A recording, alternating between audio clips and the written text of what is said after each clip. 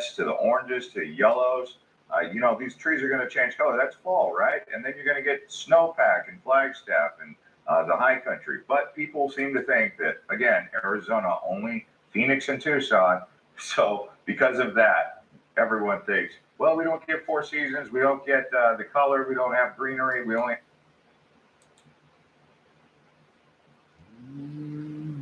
Da-na-na-na-na. It's the double OG. Da-na-na-na-na. It's the double OG.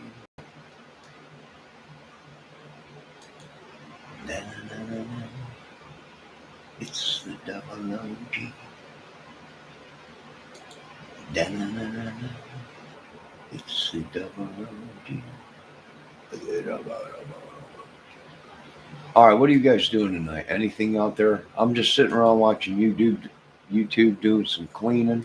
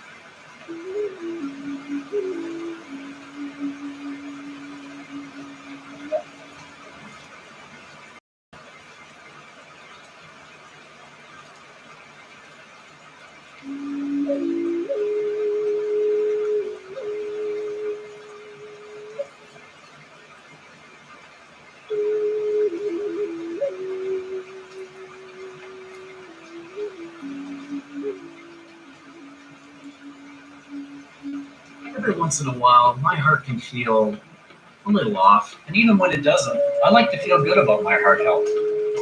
A second woman has come forward saying that she picked up Brian laundry on August 29th, 2 days after Gabby Petito was last seen. If you want to stay up to date on developments in the Gabby Petito's case, please hit that subscribe button below and ring the bell for notifications. Thank you. The first woman, Miranda Baker, said in videos posted to TikTok on September 17th that she and her boyfriend picked up Laundry 23 at 5:30 p.m. Mountain Time on August 29th after spotting him hitchhiking on the side of the road. She said she spoke with police about the encounter. Norma Jean Jalovic, a seasonal Wyoming resident from Florida, said that after seeing Baker's TikTok video, she realized she had also picked up Laundry on August 29th on her way to church and dropped him off around 6:30 or 6:40 p.m. at the Spread Creek dispersed camping area, where Petito's remains were discovered weeks later. Laundry asked if she was going to Jackson. When she told him no because she lives in the opposite direction, he asked her if she'd drop him off at the Spread Creek dispersed camping area, which she agreed to. He told her that he spent time hiking near Snake River and that he had a fiance. Jalovic said she took a sharp right turn, causing a Bible on her dashboard to fall onto Laundry's lap. He picked up the book and put it back on the dashboard. The 23-year-old asked Jalovic to drop him off at the gate of the remote campground at 6:30 p.m.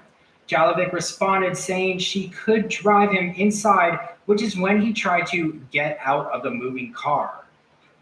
Jalovic said, "I can't explain why I was there. It was something I don't typically do. I don't pick up hitchhikers in Florida. I've gotten so much from family and friends for picking up a hitchhiker." Jalovic said she joked with Laundry about wanting to impress his fiance by hiking into the campground rather than hitching a ride, but he only responded by insisting that he be let out of her vehicle.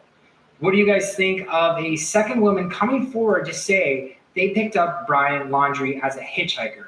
Sound off in the comments below, and don't forget to subscribe if you haven't already by hitting my face on the right-hand side. And if you're as obsessed with Gabby Petito's case as I am, you can check out my playlist here.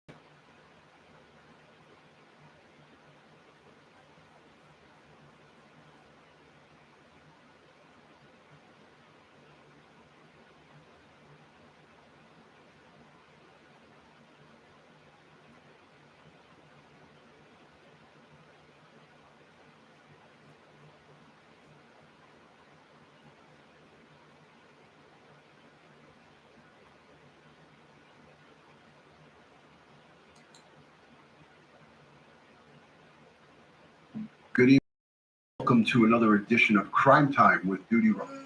I'm a retired New York City police detective with 20 plus years of law enforcement.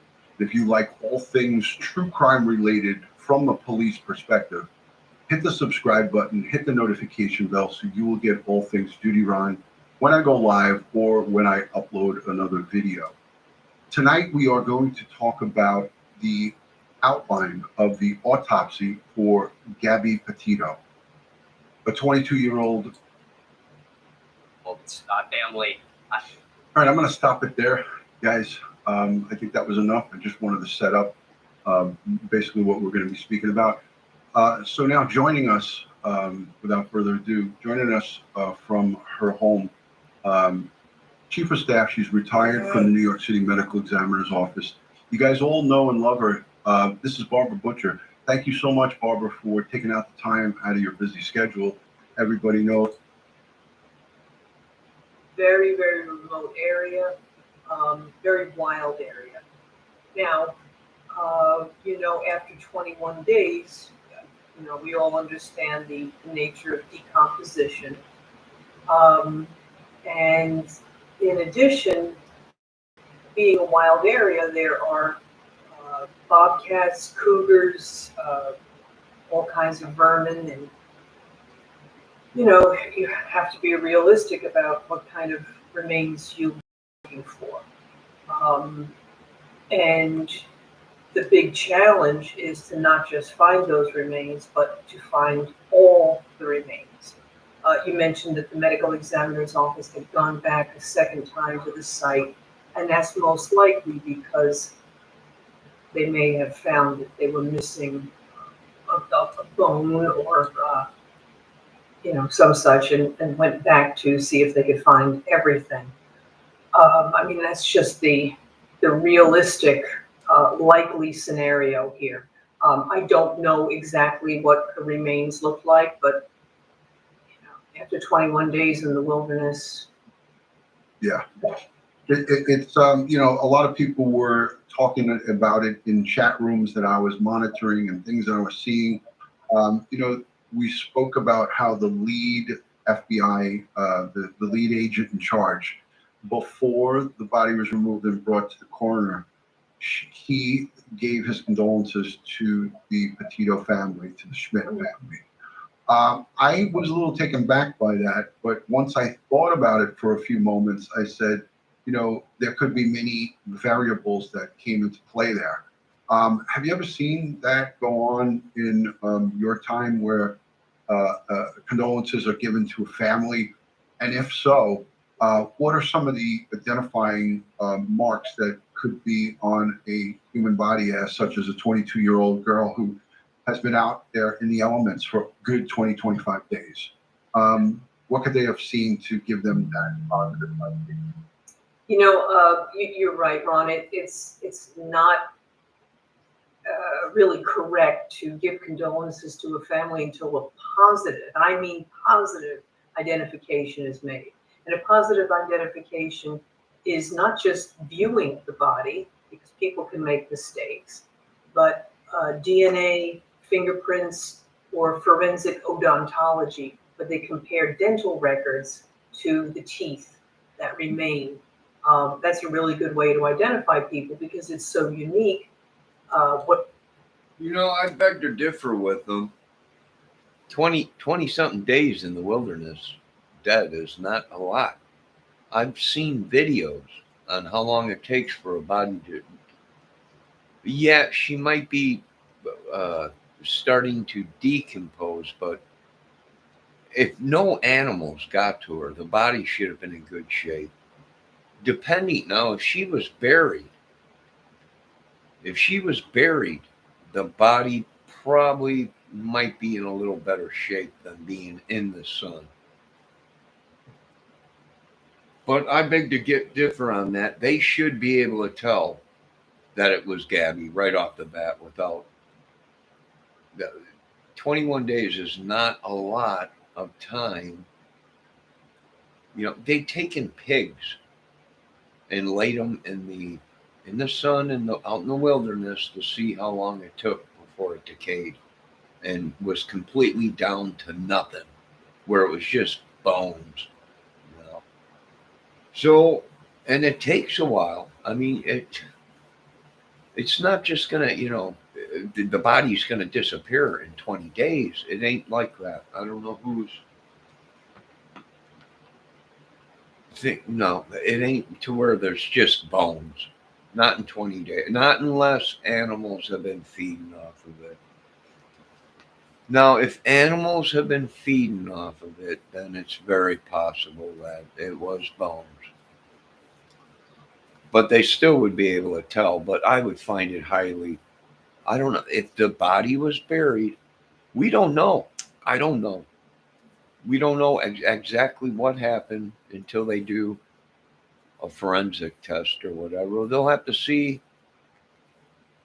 is it possible that she was out there by herself and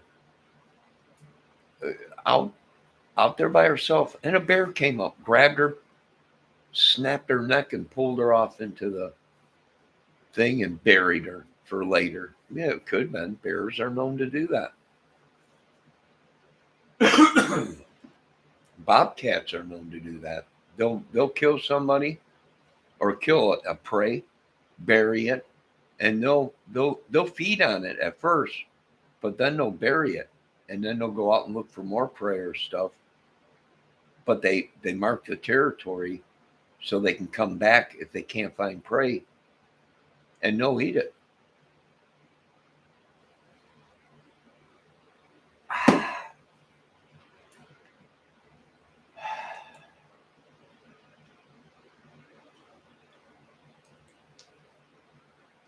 Hey, how you guys doing? Yeah, I've seen them Faces of Death movies.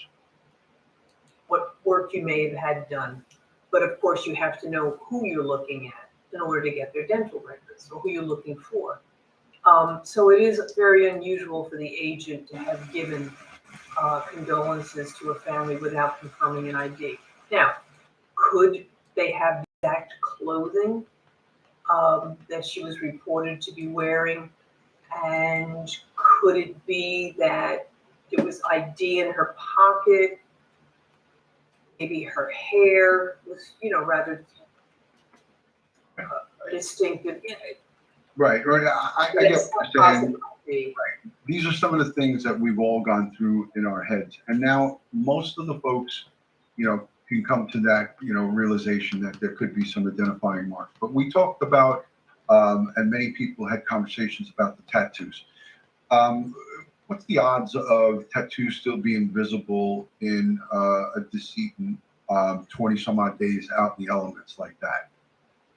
Well, this you can have the skin tends to slough off in decomposition. So the top layers of skin would likely be gone. It is possible in flesh, in muscle, or in fat cells to see the ink of a tattoo. Sometimes you have to use an alternate light source, which Ed can tell you all about, to light up the various pigments in a tattoo. But again, we're talking about, possible animal activity here. We don't really know what, and I want to be sensitive to people Right. about this. And I appreciate that because, you never know family or friends and folks. All right, 21-day dead body. What would it look like if it was out in the sun? Depending on if it was out in the sun for 21 days, or was it buried? We don't know yet until they come out with the report saying that she was found buried, or the way these people are talking. Are you sure this girl's only been dead for 21 days from what they're saying, or something like that? I mean, it don't seem 21 days. They're talking no skin on the body, everything gone off of it. And, we'll see, because here's a decomposing body to solve a case in a murder. Dead for 20 minutes. Here's that fate on a process of human decomposing.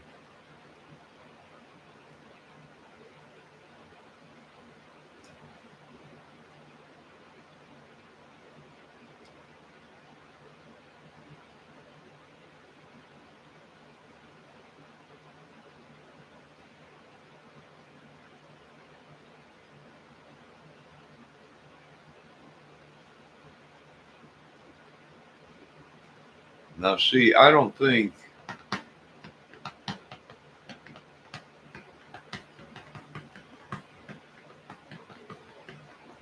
I don't know if I should show this on YouTube, but these are bodies that have been laying for a long time. And their skin's still on the bones and everything. If she was in the sun, I don't think it would have fell off. It might have mummified it, but that fast, 21 days. And if she was buried, I think the body would be in better shape than what everyone thinks. That's just my opinion. They say it was in the low 80s in the day and the 60s at night. Yeah, it's dependent. It depends how they found her. If she was exposed to the sun, still 80 degrees sun, they are in a higher elevation. So 80 degrees really don't feel like 80 degrees.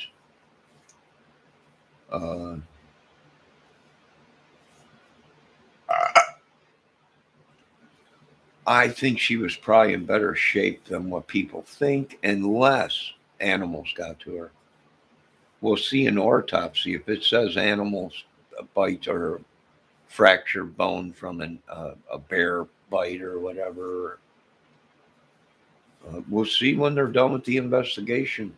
I don't know. I'm guessing from what I've watched, it shouldn't be. They should be able to tell it's her. Now, if she was in, they're talking Skinwood 21 day. What is going on? How did they find her? Was she buried? Was she laying out there? Or did he put her in something? I don't know. They're talking 21 days, skin slippage, falling off. But yet I've seen bodies that have been dead for 6 months, longer than that. They look mummified if they're in the sun. Depending on the weather, cold nights, 60 something degrees, 50 something degrees. I don't know. That are listening. And I should have put the kind of disclaimer out there, but I did it in advance before the show started. But if anybody suffers from PTSD or sensitive to any of these types of conversation, this might not be the stream for you. And I did put that disclaimer in there earlier. But again, for the folks on the ground that made this recovery, I was a little taken back by the quick condolences sent out to the family. But I did think that the FBI would have probably had something that they were definitive about. But like you said, Barbara, a removal and brought back to the medical examiner's office through the various methods that we'll get into in a few minutes. Ed, you spoke about on our last getting together on the last stream. You talked about recreating the crime scene and going through from the vehicle on the road to the 250 yards, which is a substantial. There's so many scenarios, right?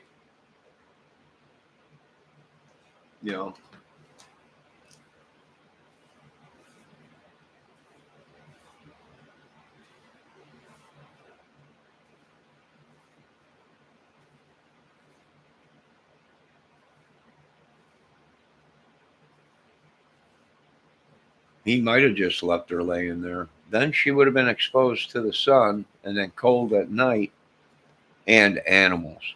They would have smelt the body faster. But for 21 days, she depending on what we don't know how she was killed. We don't know if he stabbed her, cut her up. Who knows? We don't know until they come out and say this is what happened, which hopefully will be soon. Hopefully they'll release stuff, to prove to the citizens this is what we think Brian did, or whoever did it. This is who we think did it. This is the body.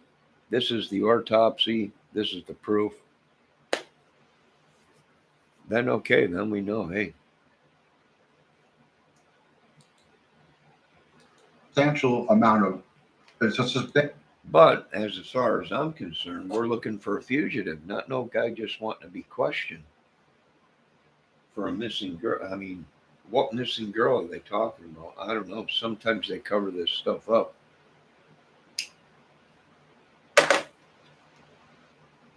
to hide, you know, maybe the parents don't know actually what happened to their family yet, and the police don't know how to go to them and say, listen, we messed up. Or,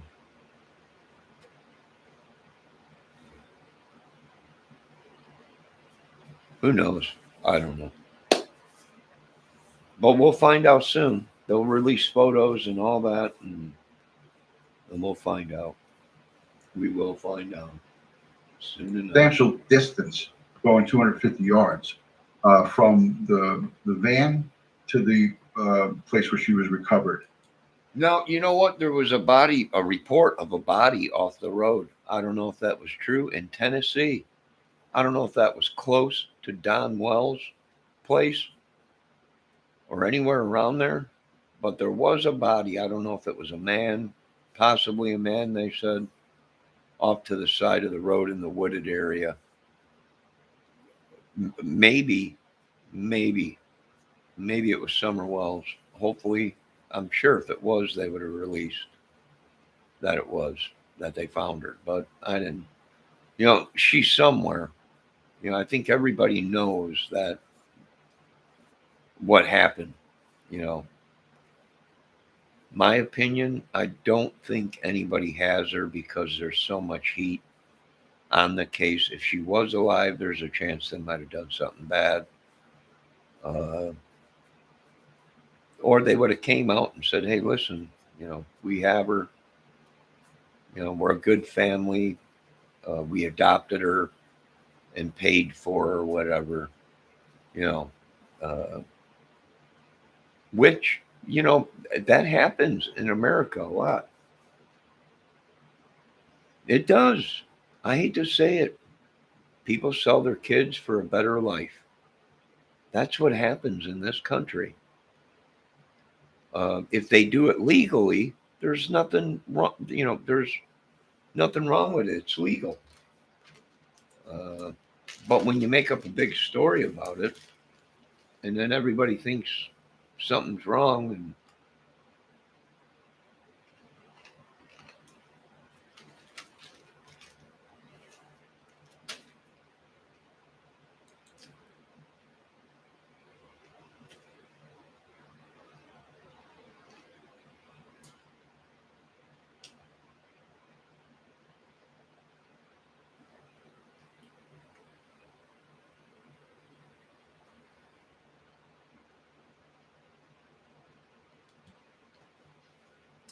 yeah, that's usually with animals. They do go for the insides, but we won't know until, you know, until we see the autopsy crime scene photos of what exactly happened. This is what happened. This is the photos. You know, what are these marks on the bone? Well, we think maybe an animal got to it. Or what are these marks? Well, we think maybe he used a knife. Their knife marks, maybe stabbed her, or maybe she was dismembered, or we don't know. And it is sad. It's sad. It's sad. You know, we don't know if she, you know, with all the cults, these religion cults, did she go out there to die? Is this like another Chris, what's his name? Chris McAllister, where people think he went out into the wilderness just to die. You know, you guys ever see that Chris McAllister case where people thought he was missing, something happened, and then people thought, well, maybe he just walked out into the wilderness and wanted to die by himself or whatever, you know, that he found God and all that. You know, what I don't know. Is it possible? Yeah, it's very possible.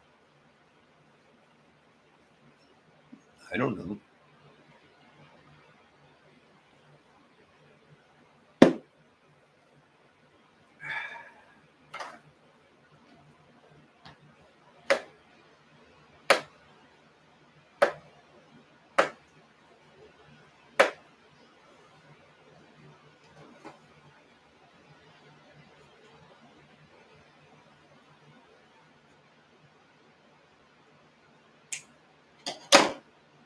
Yeah, Chris McAllister was a young dude, an adventurous sports guy in high school, whatever.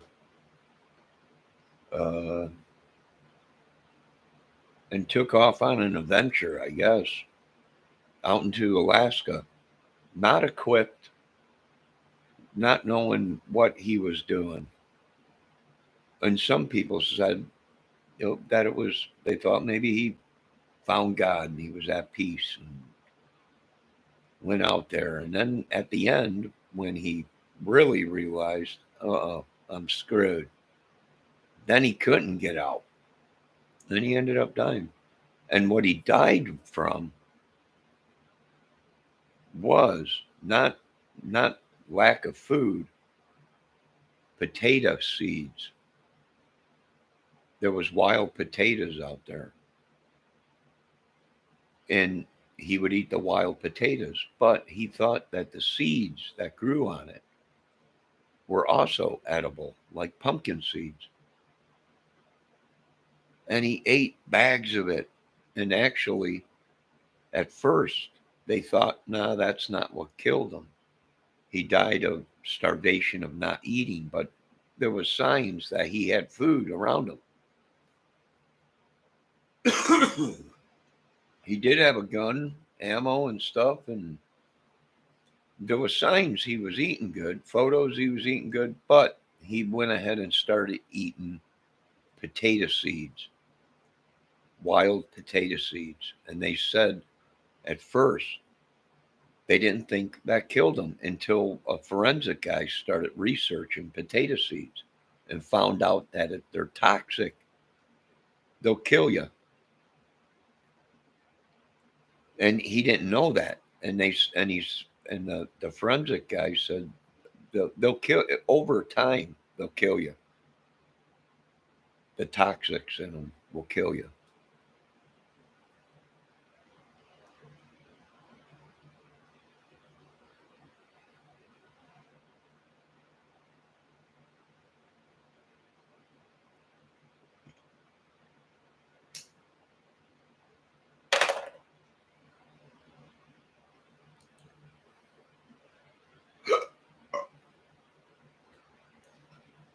What, underneath the tent? No, I don't. I don't know. Maybe. Do they have any more Google photos on that?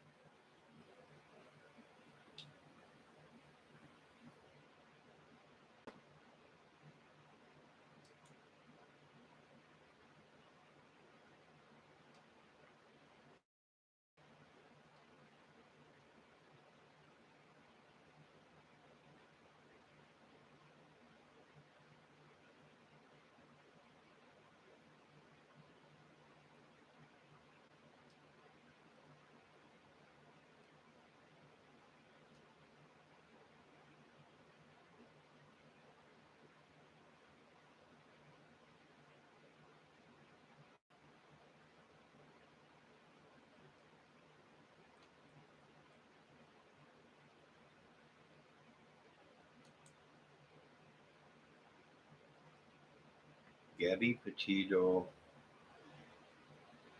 crime scene photos, stone cross marks, place. You know what they say? Here's the thing, DNA records. They're saying that they found the body where the cross was found. There's a stone cross out there that someone put there.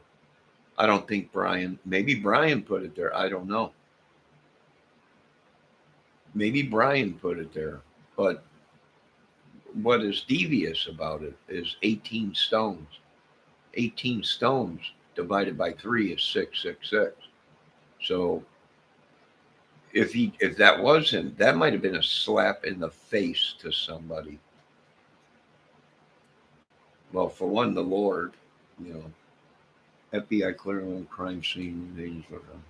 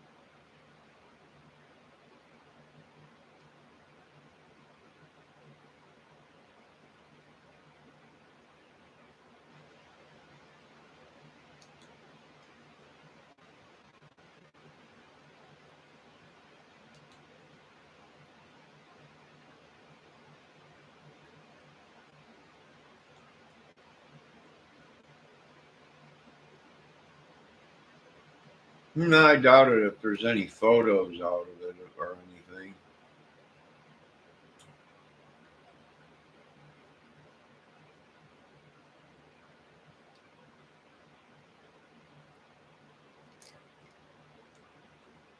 I punched in Gabby Petito's crime scene photos or crime scene. Let's try that.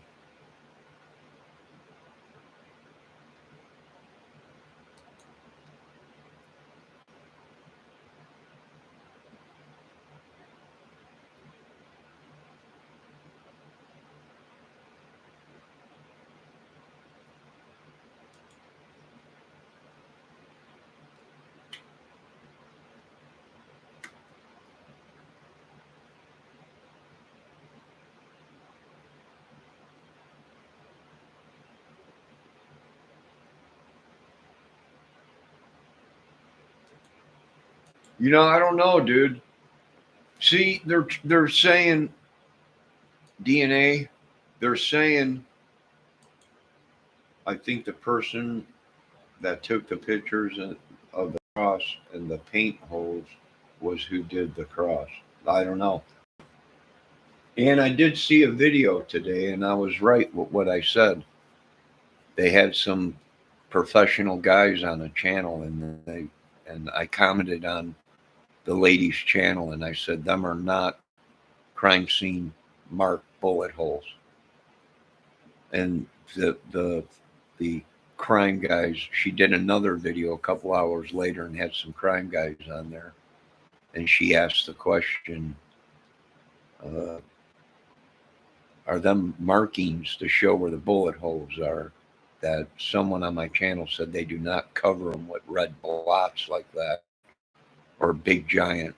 And they said, no, that's right. It is not a crime scene marking of a bullet hole. They don't spray paint over bullet holes. They either draw a circle with the special crayon they got, and plus they hold up little cards that show a number and describe this is where we found a fragment or a bullet.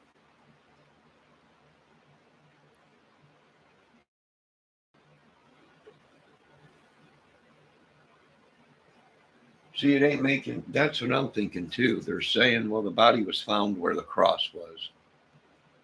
Okay, well then she must have been buried then, right? Underneath the cross. He buried her and then marked the, but no.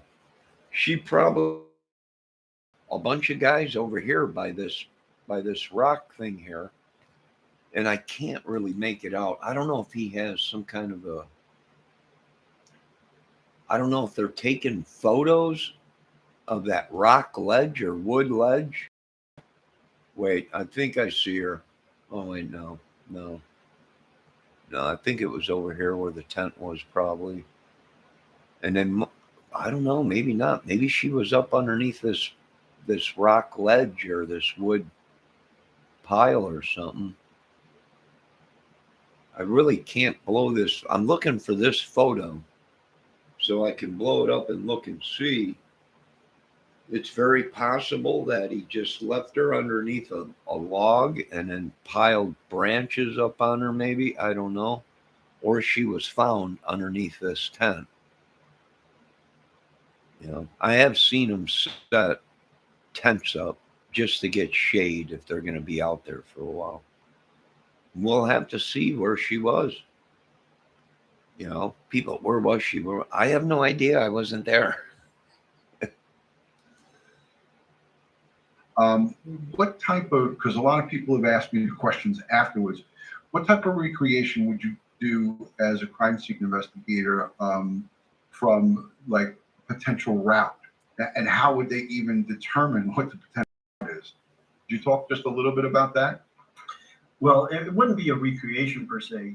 What you would do is you would start off at where the van is, Mhm. okay, and then you could do a series of searches, line searches with.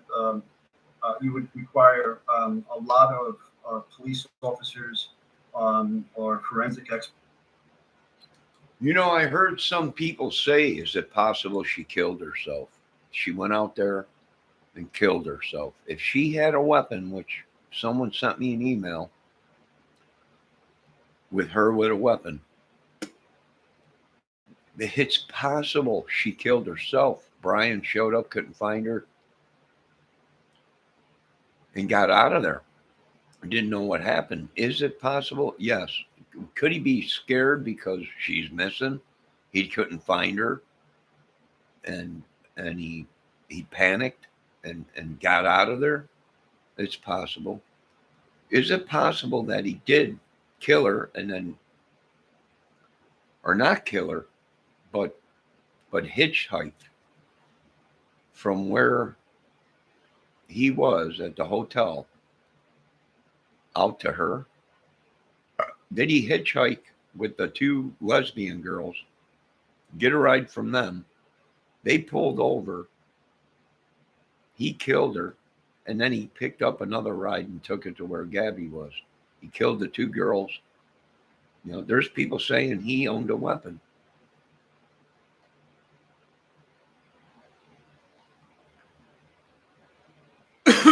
Well, you don't know. I have seen cases where they thought someone killed themselves. The autopsy guy wasn't too experienced, and after they looked at it again, other people were saying, well, it was impossible, you know, or it was possible because the angle of the bullet, it was possible that they did kill themselves. They found him with a gun or a gun nearby. The body, you know, that's possible. Well, look at Kurt Cobain. Look at Kurt Cobain. You know, what did they first say when he passed away? There was a lot of videos out there saying it was impossible. It was a shotgun. How would he be able to hold it to his mouth or head and pull the trigger? It's impossible. There's no way. Someone must have done it. When in reality, they're thinking that's actually what happened.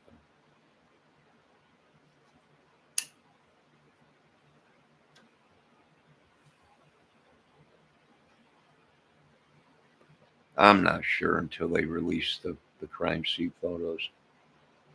I hope that they find little Summer. I hope they find little Mikey Vaughn.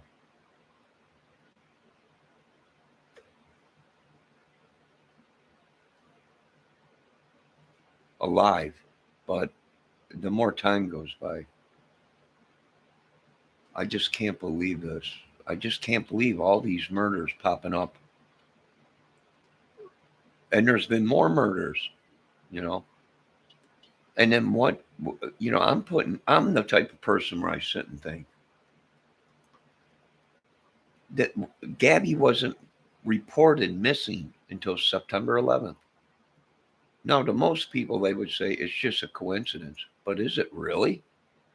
Is it just a coincidence? Or is this guy somebody we thought was an American, but really ain't an American?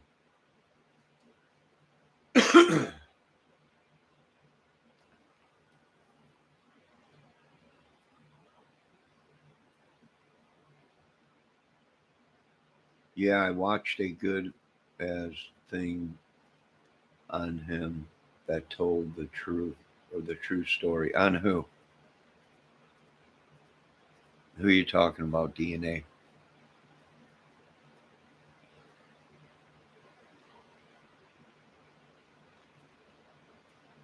Oh, on Kurt. Yeah. Well, yeah, a lot of people thought that somebody might have killed him. Is it possible? Yes. And it was staged? Yes. But is it possible that he did it himself? Yes. He was a very troubled young man. A lot of money, that much money. And I seen Kurt questioning himself. Do you understand? This is a guy that had it all, you know. And really, he did. He could have walked away from music and never worked another day in his life and still been rich from royalties on sales. He had money. He had a beautiful wife, a daughter, and you can see it. You can see it that, you know, it just you know. Is it possible he did it to himself? Yes. Is it possible someone else did it and made it look like it? So someone else, yes. That's where good investigators and forensic guys come in, because I've seen cases where people thought, look, this guy someone killed him. It's a homicide. And then they go back and look at it and say, well, it's possible he did shoot himself. You know, it is possible that he did shoot himself. So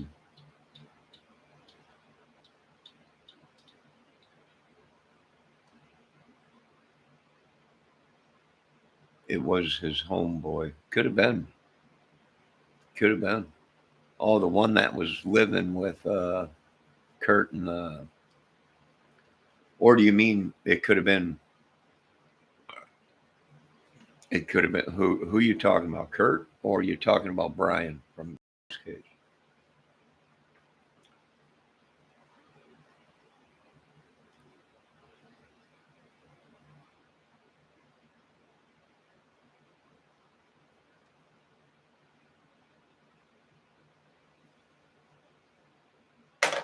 Let me know who you're talking about.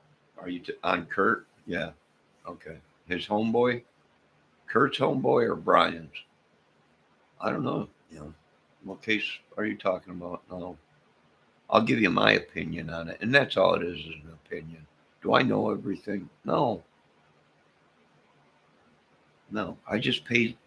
I have a disability, so I pay attention to things different than other people do. Yeah, there's a lot of people saying that it was him that did it, and but here's the thing.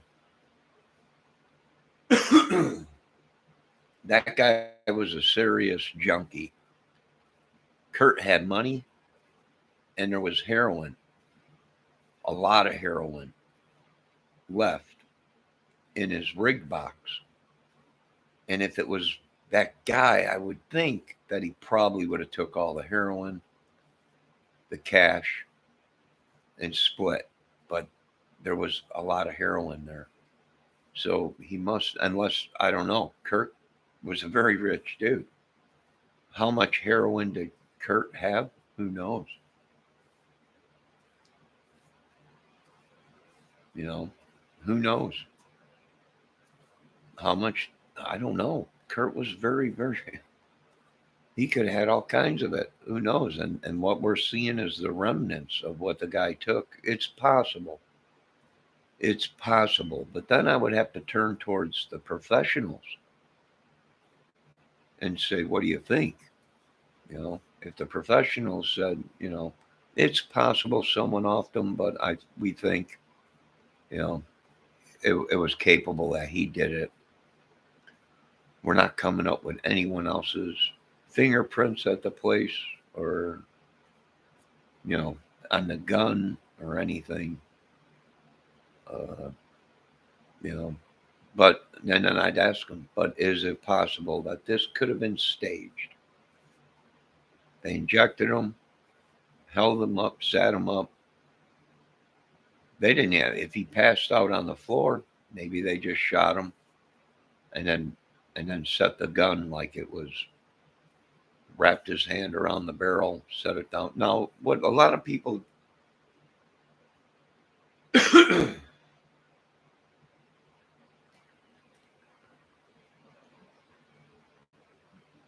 no, they could have. They could have. But here's the thing with people that people don't realize. They say it's impossible. He couldn't reach the trigger and pull the trigger. But I'm a guitar player. I examine people when they play guitar. Kurt had a very long arm reach. He played his guitar hanging real low. Proven fact. Watch his videos. I've watched all kinds of videos on Kurt Cobain and Nirvana playing. Kurt had a very long reach. So is it possible that he could have reached a 20 gauge? It was a 20, not a 12 long barrel. It was a 20, I think, or something like that, 20 gauge.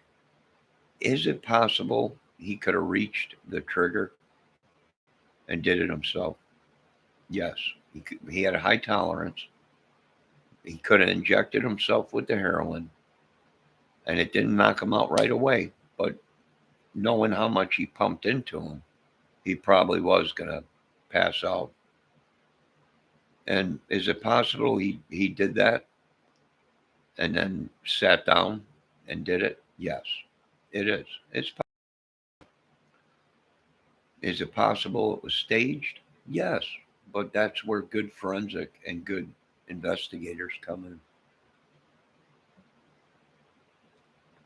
Yeah, they said the shell was on the wrong side of the gun and everything. And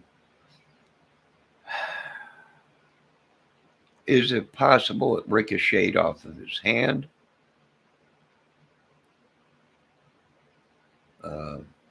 When he pulled the trigger and he took the blast, is it possible it jerked his hand away, hit his hand, and ricocheted back off to the other side? Yeah, it's possible. It is possible. I'm not saying that's what happened, but is it possible? Because the shell should have been on the other side of the room. But it was on the side of the short, you know, it was on the side opposite of the ejection. So, but is it possible if he had the gun that way and the ejector was on the side of his hand, that it hit his hand and then bounced over to the other side of the, it's possible, or hit his arm. After he took the blast, he probably went, you know, he probably released his hand from the trigger. Whenever you have a trauma or something like that, it shocks your whole body. You're holding something, you drop it. It's like burning something or walking, you hit your toe. You drop your cup or whatever, pain or whatever, you know.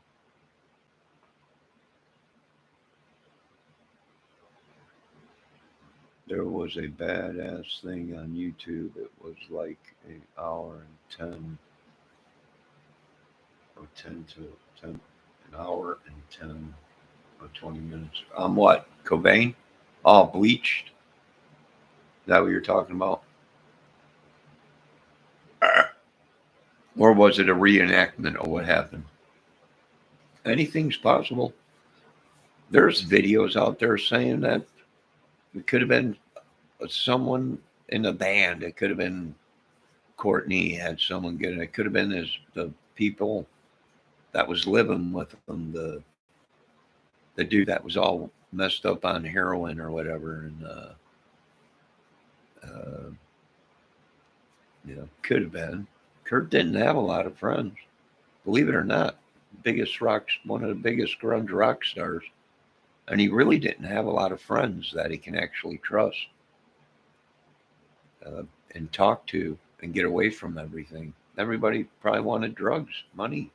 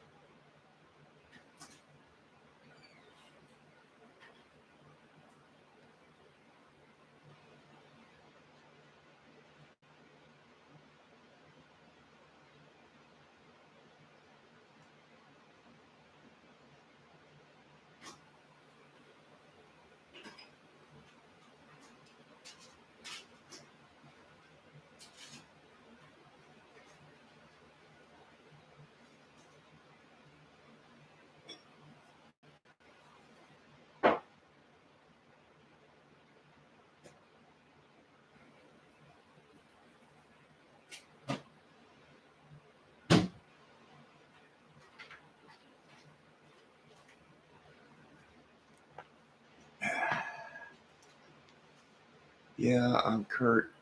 It broke it all down. It was a private detective. She hired to track him. Yeah. Yeah, that was something.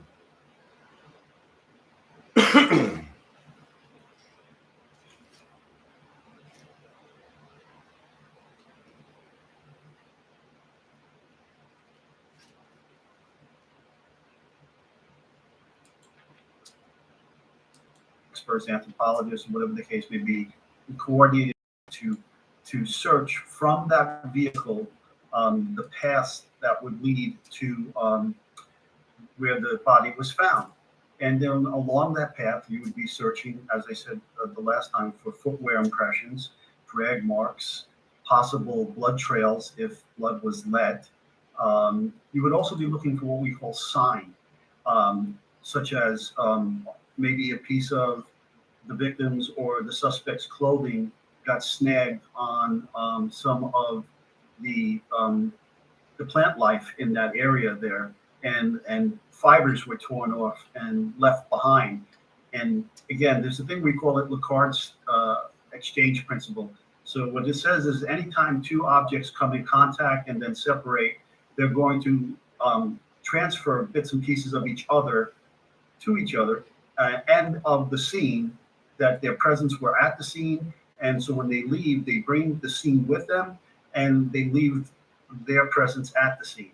So you would look along those lines. You would see, look for broken branches, twigs. You would look for pieces of material, fibers, maybe discarded jewelry or things from the hair or things of that nature. And you would try to establish how they got from the van to where they deposit the body. Was he carrying the body? Was he dragging the body?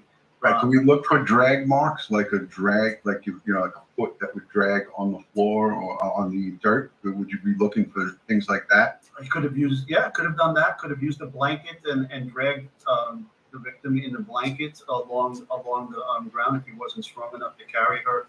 Or he could have wrapped her in the blanket and had her over her shoulder. There's any number of ways that he could have transferred, or she could have walked there on her own, as you said earlier. And this is where she was murdered. So there's any number of things, but again, the only way you're going to know, even with the 21-day lapse, is you have to go out there and you have to look for these things. Right. And Barbara, I wanted to go to you quickly. We saw in the I don't have it in this video, but this is the actual crime scene here. So this is shot from either a helicopter or a drone. I believe it was a helicopter. They have. All right, now that I'm looking at it, it just looks like it's not logs. It looks like bushes. But that tent could be set up. Either she was found underneath that tent, or they just set the tent up so they can get out of the sun. Depending on how hot it was or whatever. Or that's like a base where they go and collect all their evidence or whatever. Or it's where they found her. It could be. Have a tent set up off to the right there, and I would imagine that's for the personnel to be out of the elements. And it looks like where. Oh, he just said that's what the tent is, so that the people that are there can be out of the elements, I think. All the investigators are right under this yellow tree is where the recovery was made. All right, so there you go, DNA. She was found by this tree, by this yellow birch tree in this area, supposedly. So they set this up just so they can get out of the elements, and she was actually found in this area by this tree. Does that make sense? Are you still there, or is it too late? It's 2:15. It might be 2. Yes, it's one of those spots.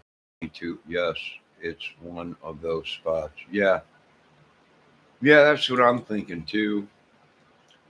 I have seen these set up just so they can set up if there's any evidence or anything like that. They usually set up a table, and then any evidence they find, they bring over, set it on the table.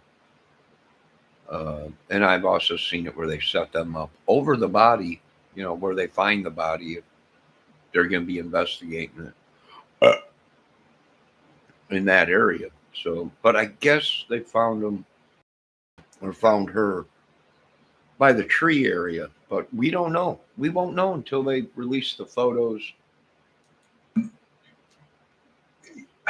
Photographs, you know, looking at the body, things of that nature. Is there anything that your office would be collecting from that scene, or would it just be the photographs, looking at the location? I'm just asking this because some people just don't know the answer. Sure. You know, the medical examiner works very closely with the crime scene investigators, with the police and sheriffs. So I wouldn't want to do anything very closely with the crime scene investigators, with the police and sheriffs. So I wouldn't want to do anything that would compromise their recording of evidence in place, in situ, as they say. Right. So the crime scene investigators, the CSU, they don't mess with the body, and I don't mess with, you know, the surrounding evidence. So we work together to make sure that, for instance, Ed would be picking up shell casings, and I would be handling the body in such a way that a bullet would not pop out. You know, a lot of times you get the bullet close to the skin. So together, he's got the casing, I've got the bullet. That's great evidence, right? Right. So the medical examiner would be gathering all the human remains after carefully documenting in photographs and in sketches where each of those pieces lay. And again, we're assuming here that there may have been some animal activity with perhaps scattering. So I would be gathering that material, but again, recording it as Ed and his team would be gathering surrounding evidence and documenting things like footprints and grab marks. Right. And as we saw in this footage, and the reason I keep going back to it is because not only are they concentrated right here in this area, but they walk off to the left of our screen. If you're looking at your screen, to the left. And that would, for me, give the indication of perhaps there was some scatter, that they had two separate locations where they were looking at remains. But we won't know that. I don't think, you know, they would maybe. Oh, man. Are you still there, DNA?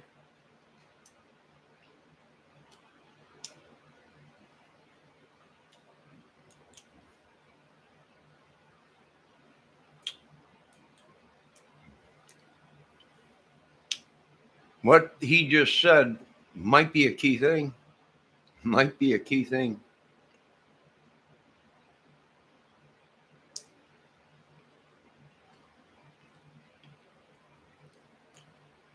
They're walking over here. Okay, in the video I could see them. They're here taking photos, and then they walk over to this side. Okay. They wouldn't put that out, you know, for investigatory reasons. But it just, you know, some people ask me, why are they walking away? See how they're walking towards that other location? Ooh, we might have a double one here, maybe. Yeah, I don't want to speculate anything. Could he killed her somewhere and then dragged her there and dropped her? Yeah, I think the van was parked back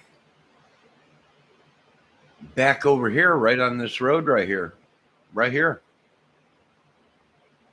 So I did see a video that supposedly the body was found way, way over here, closer than this, or farther than this tent, that it was all the way carried all the way up by the cliffs. That's why there was videos out there saying, well, she might have fell off the cliff. Well, that how did they come up with that? I have no idea. But that's only about 100 feet away from the van. Football field away from the van. The van, I think, was parked right here. Her van. That's what I'm thinking, was parked right there or right over here on this road. Or no, wait, actually right here. Because I think that's the T in the road where that camper turned around, I think, or no, he kept going straight and then he came back. Yeah, so could it have been someone killed both of them? And they might have found Brian at the last minute. I don't know. I wasn't there. As far as I'm concerned, they haven't come out and said, well, we found Brian and Gabby and they were killed. And that could be an indicator, of course, of activity with wildlife. Why does Yeah, that's another thing. I hate to say it, but an animal could have took a piece of her and walked off and then dropped it. And, could have been. does it take so long to get the like tox and the all of the extra things that they look to do? And some of the folks here that are in the chat, they have no clue, and most people who don't know anything about this business have no clue of what exactly they're looking for. Would you be able to just give an overview of some of the tests that would be done, or some of the things, and why it would take so long? Sure. Again, it's a little surprising that they released a manner of death without a cause of death. So the immediate implication is, well, we don't know the cause of death yet until we finalize all our tests, our toxicology tests, our tissue tests, closer examination perhaps of the hyoid bone, of a fracture. So you don't generally release a manner of death until you release a cause, right? Well, here I'm forced to wonder if they do know the cause of death, but because of the situation with this person of interest suspect, Landry, they don't want to yet release that information because it's very unusual. Ed, have you seen that yet, where they released the manner and not a cause? No, and I thought the same thing, Barbara, the same thing as you. I mean, if there's obvious gunshots or blunt force trauma injuries, you would think that would be a no-brainer to be able to give out that information. So I'm a little leery about why they would just say homicide without giving the rest of the details. Yeah. Well, I know I did a little research and I reached out to some of my colleagues in Wyoming and the surrounding areas. The coroner there, Dr. Brent Blue, is he's not a pathologist. He's an elected coroner, a family practice doctor who's new to the job. So there may be some, there's a learning curve on the terminology and what's done and what isn't done. But I understand that initially it was reported that he did the autopsy. In Wyoming, you don't have to have a forensic pathologist do it. It could be a coroner. So a family doctor perhaps did the autopsy on his own without anybody there to assist or we don't really know right yet. He said to the press, "I did a preliminary autopsy." Wow. So, but then I just heard this evening, maybe half an hour ago, from a colleague that. Well, it sounds like, if I was calling the shots, but if I was, I would say, oh, hello, Ashley. We were wondering where you were.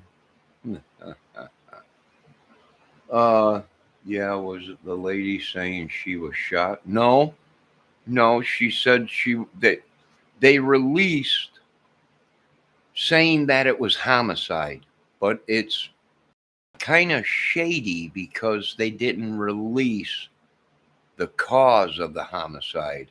And usually in cases, they come out and say she was killed because a stab wound, or she was shot, or she was choked.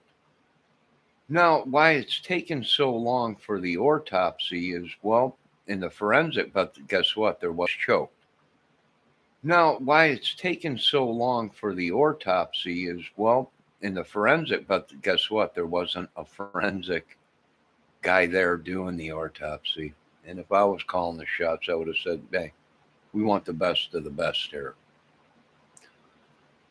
Get me 2 coroner, autopsy forensic guys down there. And that's probably why it's taking so long. They're checking to make sure if she was strangled, checking to make sure probably doing skin tissue stuff. If there's any blood left in the body, they'll test it for any drugs, any kind of thing that shouldn't be there. That includes PCP or any pills or anything like that. I mean, a real investigating forensic guy or autopsy guy would be looking for everything. Drugs, the way she died, was it? First, they have to make sure it wasn't her taking her own life. Then, if it was proven, well, she was shot, there was no way that she could have shot herself. The way the bullet trajectory is or whatever, there's no weapon around. We didn't find no pistol laying next to the body or anything. So she was killed, and then that would be Brian, the last one to see it. But this case is really crazy. I'll tell you that much. It's really nuts. And I got a feeling that Brian might already be dead somewhere from somebody, or maybe out there somewhere where Gabby is somewhere, maybe. Is it possible? Yes. All we got is hearsay that Brian came back from Florida. And I was watching a video earlier today, Grizzlies, True Crime, I think. And they asked the crime investigators, do you think that he actually went all the way home and then came back to the crime scene? And they said, no. Who's telling you that, people? No, there's no way. He wouldn't have had enough time. He wouldn't have had enough time to come all the way home, then go all the way back, get the van, and then come all the way back to Florida by the time that the van showed up there. And from what the body might look like, So they're saying, even the professionals, that they think that's just a fake video that they put out, that he killed her and then came all the way back home and then went back to hide the body and went all the way back to Florida or all the way back to Wyoming or Utah, wherever they were at, and dumped the body and then drove the van back. Come on, he's already away from the crime scene, and then to go back to the crime scene, I don't know, don't make sense. Unless he was messaging somebody and he couldn't find, maybe he forgot Gabby's phone or something, and maybe that text was, Sam, can you help with the phone? Maybe that was him texting somebody, one of his text messages, to pick up the phone. I don't know. You think about all kinds of scenarios in these cases. She thrown me off because she was talking about pictures and doing drawings, so I wasn't sure. All right, let's watch a little bit more of this. A Dr. Thomas Brennan, who is a pathologist, may have been called in from Sheridan, Wyoming, in which case then he would have that expertise there. And what was the doctor's name there, the coroner from Wyoming? It's Dr. Brent Blue. He's got about 30 years as a family practice physician. And, in Wyoming, it's a coroner system. And the only requirement to be coroner there is that within 1 year of appointment or election, you take a basic course in death investigation. Some night when we have time, we'll go into the incredibly mixed up system in the United States. Did you just hear what he said, ladies and gentlemen? She said this guy is just a family doctor. But in order to become coroner, you have to take a class in death forensics. In a case this big, you don't have a guy. You don't have a guy that's only been on the job for a year. You have the best you got. You fly someone in if you have to that knows how to run a crime autopsy. That's just my opinion. There's all things you got to look for. Chemicals in the body and the tissue. All kinds of stuff. The way she was killed. You know, you get someone there, no offense to this guy that's only been on the job for a year. But if you don't have someone in there that knows there's, you know, what they're looking for,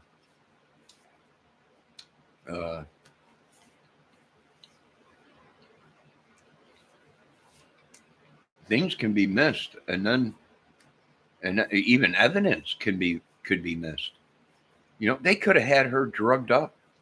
I hate to say it. Is it possible? Yeah. Oh, sure it is. She could have been walking around in a daze and not even known it until it was too late. Now, the other thing that they brought up is these guys are questioning why are they moving from where she was found to another area and taking photos. Well, either an animal maybe got something or she was killed in a certain spot and then drugged to where he dropped her and then took off. I don't know. Maybe there was another, but we don't know until they come out with everything. I don't know, but I would be in a case this big, all over the media, everything, you would want a good forensic autopsy guy out there that knows exactly. I mean, this guy can do the job. He can go through it and say, I think she was killed, or she was on drugs. There was drugs in the system, or whatever, you know, yada, yada, yada. Or she was stabbed, or it was an animal, definitely a year. And does this guy know what animal bites look like? Animal claws, chew marks, you know, knife wounds and stuff. If I was calling the shots, I'd say, no, you know what? After that guy's done doing an autopsy, I want this guy over here that's been doing it for 30 years, nothing but autopsy, crime autopsies, seen all kinds of stuff. And that's just me. What's your guys' opinion? Anybody?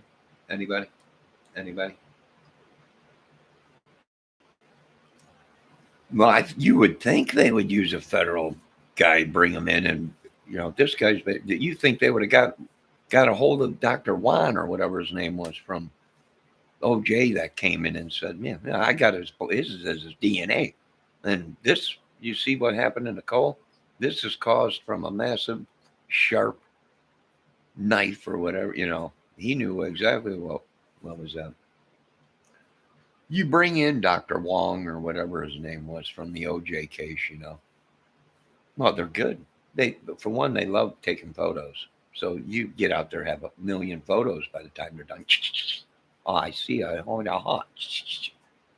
So that's always good. But you bring someone in, my opinion, he's only been an examiner, a coroner examiner. Not a crime. He took a class in crime, forensic autopsies and stuff, but he's only been doing it for a year.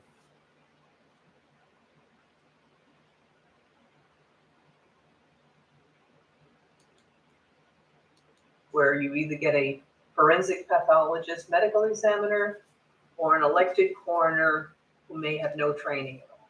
Oh boy, That's another subject for another day. Oh, and just come to touch, on. because this is mind blowing, and you did touch on it briefly with me in the last live we did with Christine Engelhardt. You had mentioned that some of the folks who do this or they get elected to that position are like EMTs or paramedics. Could that possibly be? Oh, sure. Or more frequently, undertakers. Oh my God! Yeah, funeral directors. Yeah. Yeah. And it makes sense when you hear families request a second opinion, like a Dr. Baden, right? Am I saying his name right? Baden, the older guy. Yeah. I mean, Yeah. so this to me is Baden, the older guy. Yeah. I mean, Yeah. so this to me is just mind blowing. I mean, Yeah, if I was the family, if I was the state, if I was the guy running the show, I'd say, nah, this guy's only been he's a family doctor. You understand? They're saying that there's forensic coroners out there that were just a paramedic and took a class in forensic autopsy, and now all of a sudden they know everything and only been on the job for a year or whatever.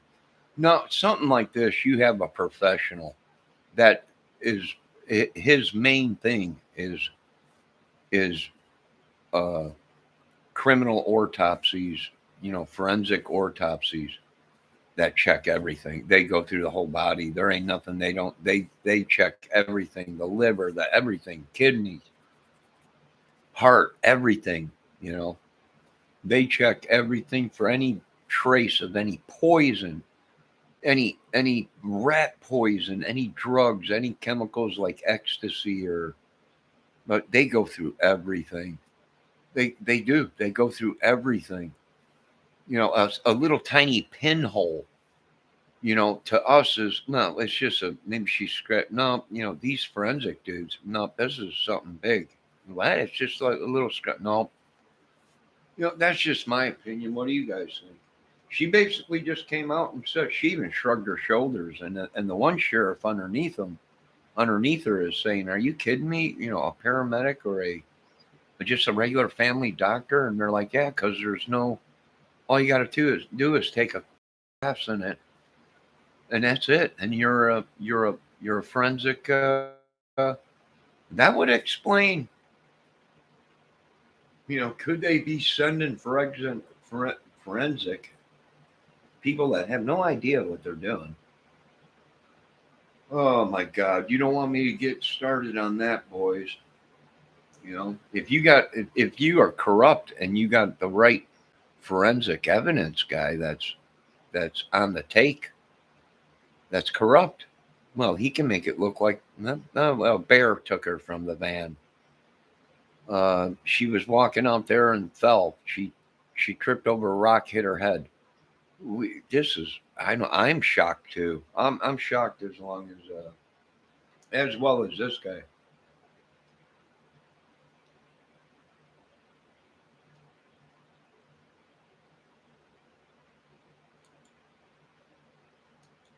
I see my chat is going crazy. There's over 7,300 folks in the chat, and there's just to hear this. Barbara and I will pinpoint and do a dedicated live stream I'm talking shocked. about this across America. That is a great show idea, and I'm glad you brought it up. A dedicated live stream I'm talking shocked. about this across America. That is a great show idea, and I'm glad you brought it up live here with Crime Time with Elon. So I'm looking forward to doing that and having more of a conversation about it. Getting back to some of the testing and some of the things that they do in a case like this, and it could be right across the board. Would they be? And again, I'm not trying to be. I'm trying to be sensitive, but I need to ask the question because so many people asked it to me privately, and I didn't have the answer. Do they do like a rape kit on her to see if she was sexually assaulted during this autopsy? That I don't know. I didn't know. Yeah. I hope they do a rape test on her. Man, I can't believe this. What? Are you kidding me? Are you kidding me? They're asking, does this guy know to do a rape test? Listen, if you're a forensic guy out there and you're watching my videos, you check to see if she was pregnant. You check to see if she was raped anyway. You check to see if there's any drugs or poison or anything, antifreeze, anything in her system. Anything that should not be there, any drugs, cocaine, crack. You test all the hair follicles. You test everything, the teeth, everything. You go through everything. Make sure she wasn't strangled. Make sure the bone in the throat ain't snapped, fractured. Any of that. What? I can't. You look for stab marks. You look for any kind of. If it looks like something's been chewed on or gnawed on, then that's probably an animal. Any saw marks. I don't know what the body was like when it was found. I don't even know what they did. They just say it was a homicide. And everyone is shocked because usually they'll come out and say, well, it was a homicide and this is the way she died. And then now we want to talk to Brian for a murder, you know. But they didn't release that.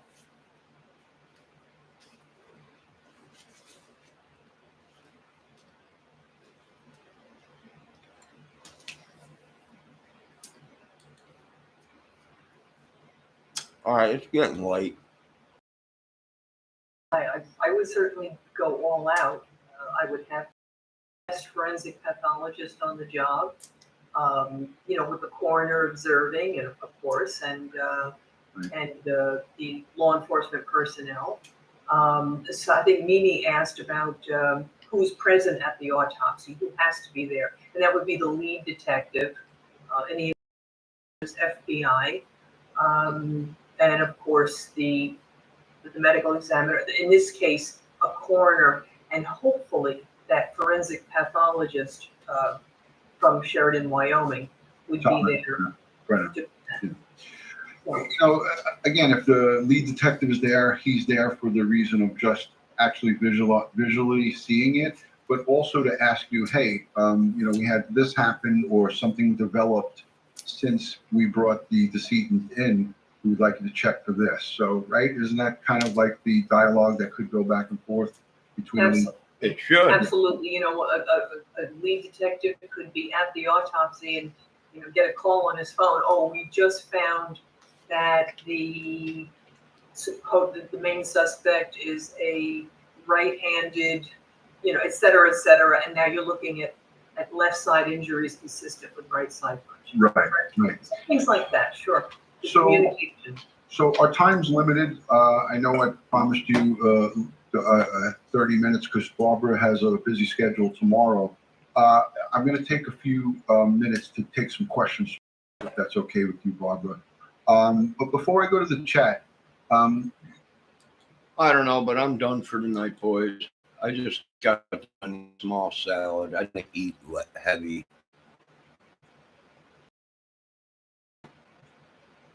Yeah, I gotta get some sleep. This is killing me. This killing me.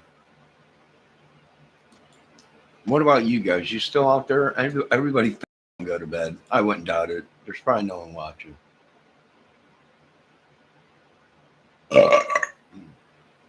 Well, somebody's out there.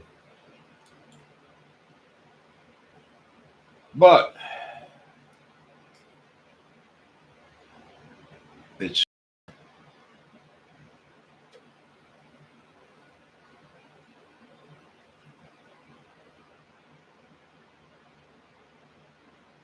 I don't know why they would use somebody. It's okay for the dude to be there, but I would say, hey, let him do it. Let him do the autopsy, but real professional, a real professional from the government there to overlook it and say, hey, just like she was saying, check for this, check for that, check for this, check for that. We want to check for everything.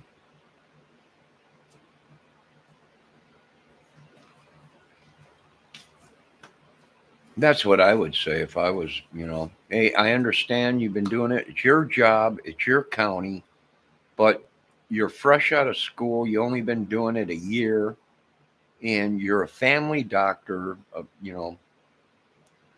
and, you can do it, but we want one of our guys there, one of our best guys, to make sure there ain't no contamination of anything, to make sure there ain't nothing. You check for his blood, any of his DNA on that body. If you come up with DNA and fingerprints on that body or marks or anything, record it. Take a photo of it. If you find someone else's DNA on that body, they have to record. I would say yes. Government, if you're listening, get someone out there. Let the guy that it's his county, it's his thing. Let him do it, but get someone out there that knows what they're doing and knows what actually, you know, is a positive test and a negative test for something. And they're going to have to check that body from her toes all the way up to the top of her head for all kinds of stuff. God rest her soul.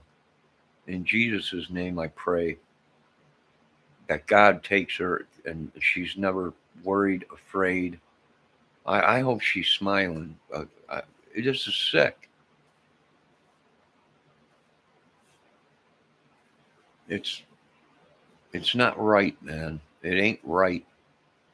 I can see photos. You remember that video of her walking on the beach with him, and she says, "Gabby Pedo, 2000 and something. Don't ever go outside." What was that about? Her eyes looked all puffy, like she was crying or something. You guys see that video yet of her and Dickhead? I mean Brian walking on the beach, and she looks over and gives the peace sign and says, Gabby Petito, 2000 and something, don't ever go outside. And then she takes her hand and pushes him away, kind of.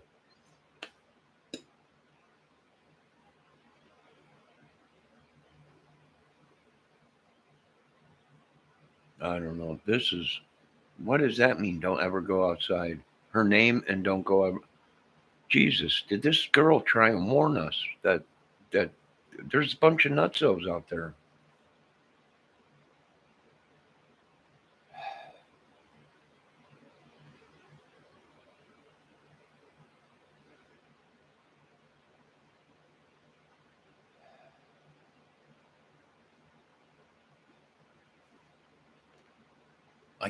I just can't believe this shit, man. It's unbelievable. It's enough to it's just nuts. You know, they'll find out if she's pregnant. I'd be telling them, check to make sure she wasn't pregnant. I don't think she was. She didn't seem like maybe she, I don't know.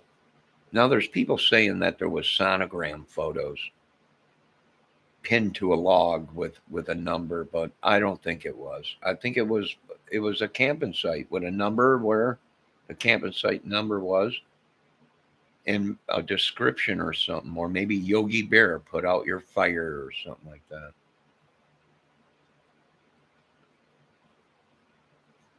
I think she did. I did. You know, I was like, somebody do something. It's like another girl that was given signs that says, we seen Gabby and Brian at the restaurant and they were fighting. She starts yelling and it was them. And then you see her, she's all nervous, scratching her face, her forehead. Then the next day you see a video that she put out, an interview with Inside Edition.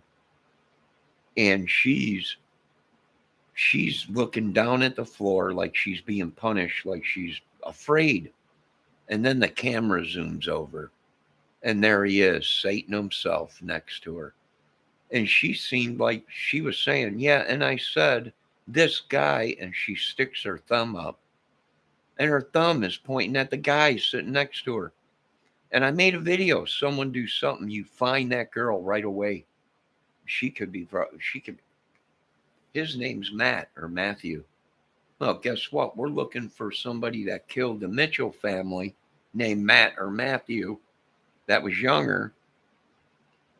He goes by the name Mav or Maverick. And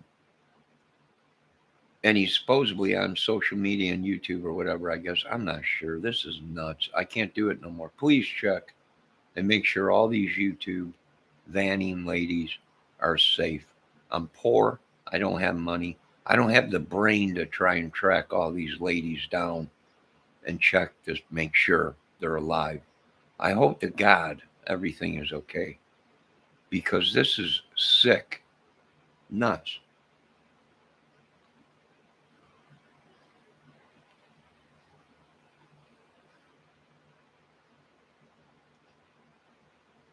Well, yeah. And plus, they didn't have no money. There's been videos now saying that they were always arguing because they didn't have no money. How did they support this giant trip when they didn't have jobs?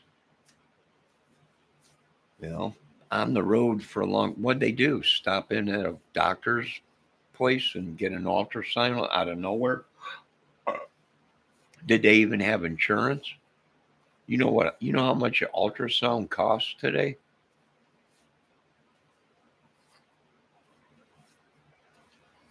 You know, is it possible she was 7 weeks pregnant or whatever and not even showing yet? Yes, but how did she know that? And where did the sonogram photos come in?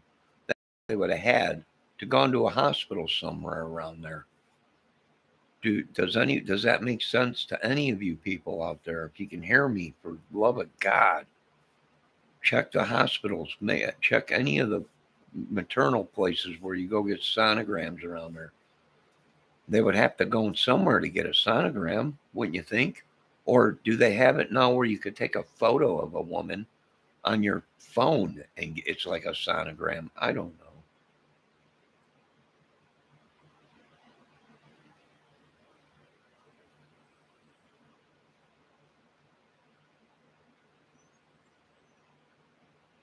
I mean, there would have to be documentation somewhere out there if they were away from home on a trip 7 weeks ago or whatever. How long she was pregnant, they're saying, all these videos out there. There would have to be proof that she went to a sonogram place. You know, there would have to be proof that she went to a doctor to get tested to see if she was pregnant. Or for them to have sonogram photos, she had to gone somewhere.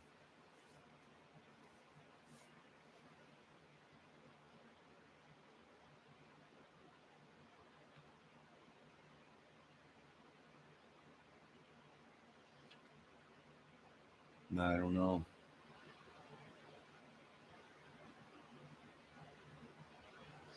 Yeah, I seen that he used the credit card for $1,000. I wonder if that was gas money to get back, or was it, $1,000 for a sonogram? I can't believe it. I just can't believe. Are you telling me now that there's a good chance she was pregnant and they did have a sonogram? I don't. And he killed her because she was pregnant. Come on, this is sick. You know, this is.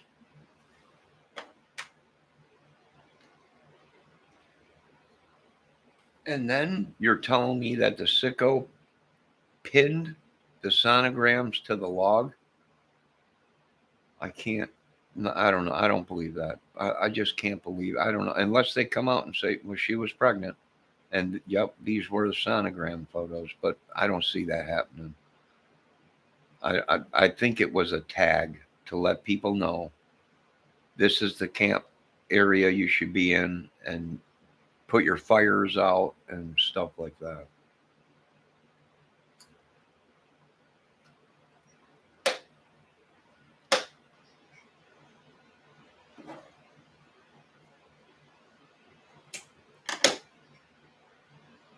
I don't know. It's getting late. Thank you guys for stopping in, but this is depressing, man. This is depressing. And I don't have no medication and it's depressing. Now I'm not going to hurt myself or anything or hurt anybody. It's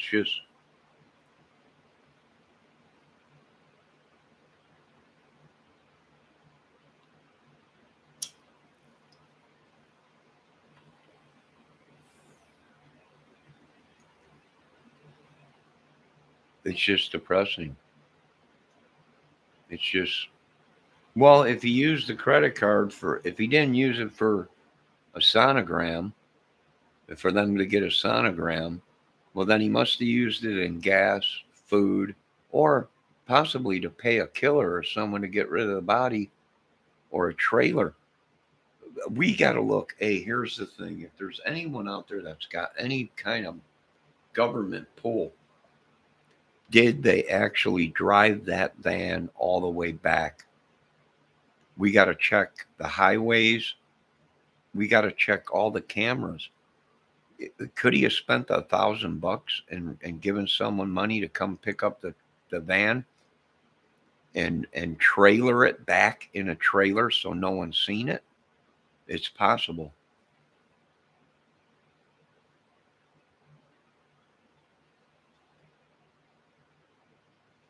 No, I'm not going to do anything to myself. I'm just saying, thanks for asking, but no, Ashley, it's depressing. My God, if this happened to me, if I was sitting here and I was dating a beautiful and just in love with a woman, and something like that happened to a woman that I was madly in love with, it would just kill me. It would just getting a phone call, or one of my daughters getting a phone call and something like this happening. I don't know what I would do. I wouldn't hurt myself. It would be, I don't know what I would do to this world with something like that. That's just, I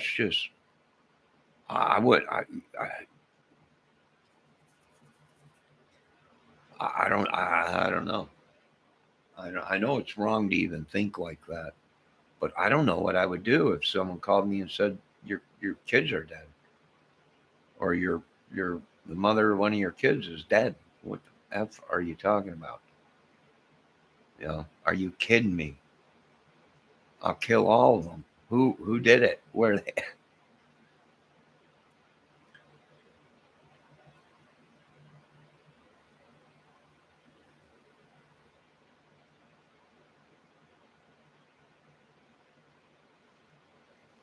Yeah, that's if that story is even true, Ashley, that the family took them camping.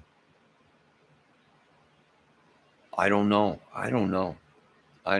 You know what? Tomorrow I'm going to message the woman again that has my kids and make sure, is everything okay? I know you can't stand me, you hate me, but are the kids okay? I don't want to hear anything but, you can't get no. I have no power. I don't know.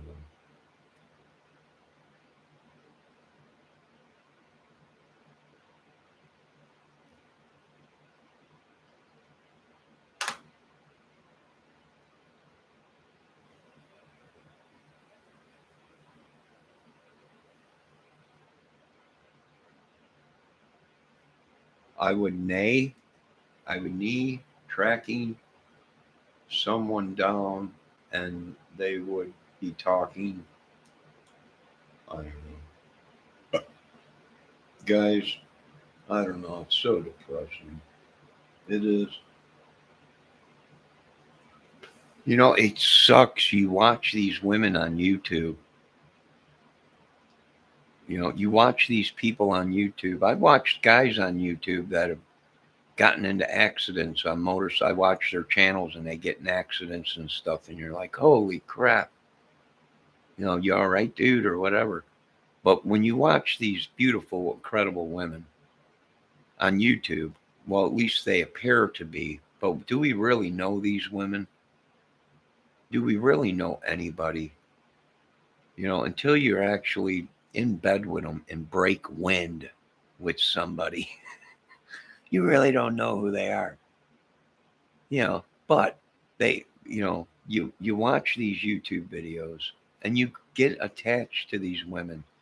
And I'm not talking like stalking or anything. It's just they make your day go better, your Sunday mornings or whatever.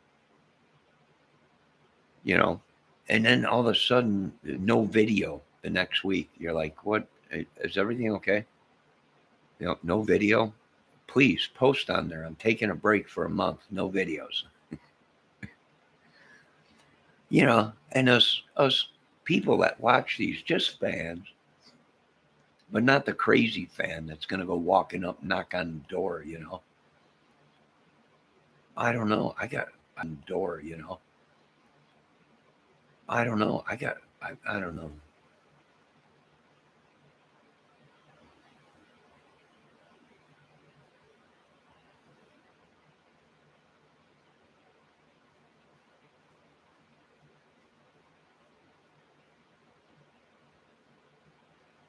Oh, yeah. What is wrong with these people telling the kids to eat Tide Pod? Unbelievable. Did you see the one where they're sprinkling themselves in lighter fluid in the showers and then they light themselves on fire real quick and then turn the showers on? What is wrong with these people? What is wrong with these people? You only do stuff like that to bad people. No, joking, joking. What's wrong with these people? I have no idea. Nuts.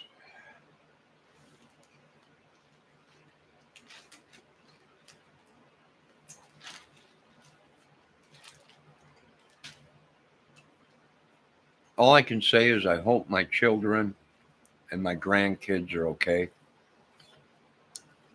I don't know who can see this video, but I hope my son and my two daughters and my grandkids and even the mothers of my kids, although they can't probably stand me after they've seen my YouTube channel. I hope my kids are okay. I hope I'm not being lied to. That's happened to me, people. People call me saying, you know, pay the money or you'll never see your kids again.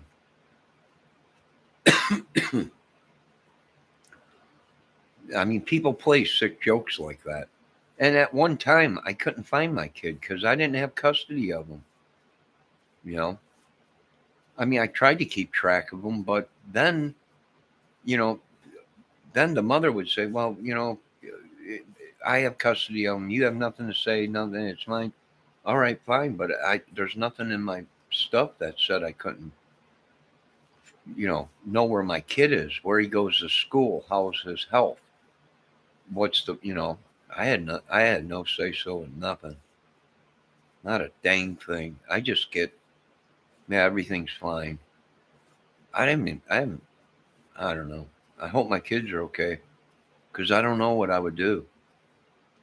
I don't, I don't know what I don't know what I would do. I know I'm not going to hurt myself. I know that, but I really don't know how bad it could get. I don't know what I would do in something like that. I don't know.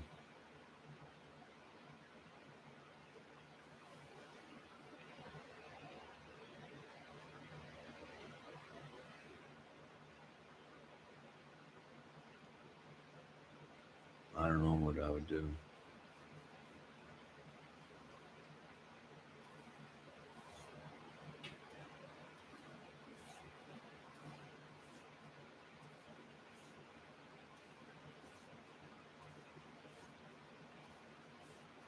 I don't know what I would do. I just don't know what I would do. I don't know what I would do. You probably wouldn't see me for a while because I would be hunting. And I hate to say it, it's wrong for me even to think something like that. But if that was my daughter laying out in that field and I found out that she was being used or abused or something like that, I just don't know what I would do to the people that did it or even their whole. I just don't know what I would do. And I pray to all that is holy that my kids are okay.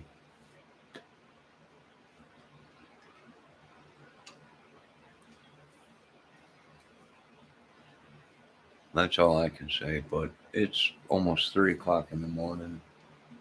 Ladies, gentlemen, everyone, thanks. If you guys got kids, keep an eye on them, please. If you got girlfriends, keep an eye on them. You know what's real sad is these women, they don't realize that it's nothing about, I want to know where you're at, honey, or where you're going. Take your phone with you. Call me at this time. And they think it's a possession thing. And to me, it's not, it's, what if something happened to you and, and that, and no one could, uh, knows where you're at, or it's not about possession. It's about, you're the best thing that ever happened to me. And I want to make sure you're okay and not in a ditch somewhere, or being raped or kidnapped and sold to somebody for, I don't understand it. They've taken it to where us men, we can't even protect our wives. We can't even check up on them, or call me at a certain time if you're going out with the girls or whatever. Or it's about trust. I understand that. It's about loyalty between a man and a woman. That that guy don't have to worry about nothing about her cheating on him. He only has to worry about, is she safe? And what these people have done today has made it to where us men, well, go on out. I'm going away for a couple weeks. Here, go. Take the keys, go. You know. And then something bad happens, and it's like, oh God. We can't even do our jobs anymore. It's just they turned it into, well, you're too possessive. No, it's just I like to know where you're at, because if something happened to you, I don't know what I would do. Women don't understand love between a man and a woman and a man these days. It's all about screwing, money, and bad boys. Well, I hate to say it, but my theory was right. These women don't want normal men. They might not be the greatest looking. They might not have an 8-foot penis, but they want these bad boys. They want these guys that look like they should be on the cover of a magazine. And they just want these bad boys, bad toys, and all this. And I hate to say it, but Gabby might have been one of them that was wrapped up with a bad boy. And it breaks my heart. Even just to see her in the back of that police car is just killing me.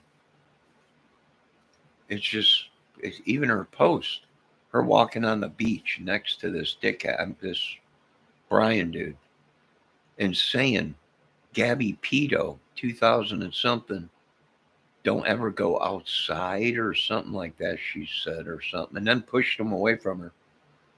That it looked like her eyes were all red, puffy, like this is what I'm talking about.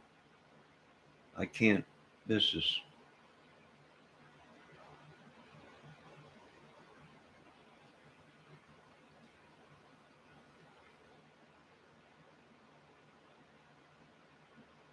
this is just unbelievable. Well, sure, I would, Ashley, I would like to know where my girlfriend is. Hey, I'm going out for going on a vacation with the girls. Okay, well, where you going? Take your phone? Can you call me each night? Call me during the day. Call me if there's something, the wind ain't blowing right. Call me. No. And these women today, oh my God, he's so worry wart. Oh my God. And that's the truth. That's how they are. You're such a worry wart. No, what don't turn the news on. Watch YouTube.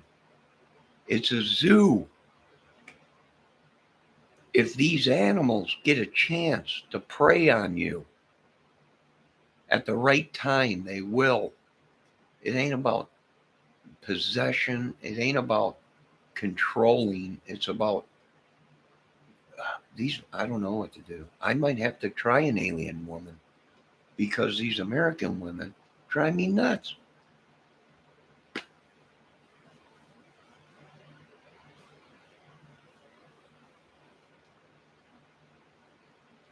can't do it no more. I can't. I'm gonna go buy a blow up doll. I think I might be able to have a relationship with a blow up doll. I'm not sure. But I'm gonna try because you say something nice to these women. I don't even know some of these women, and very beautiful lady. You comment on their channel, incredible woman. The sun don't shine. You're the best thing in this whole video. You know, that's what I usually comment. That sunset looks beautiful. The skies are so blue, but it's nothing, to how beautiful you are. And these women, I don't know what it is. I have no idea. I don't know what happened. All right, you guys get some sleep. I need some sleep. No, it ain't called protection no more, Ashley. It's called possession or possessive and controlling.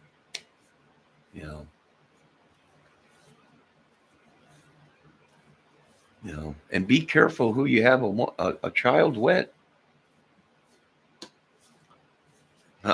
Be careful who you have a child with. You don't know what they're doing. You can find some that are almost real. We seen a video of this guy that had like 600 of them.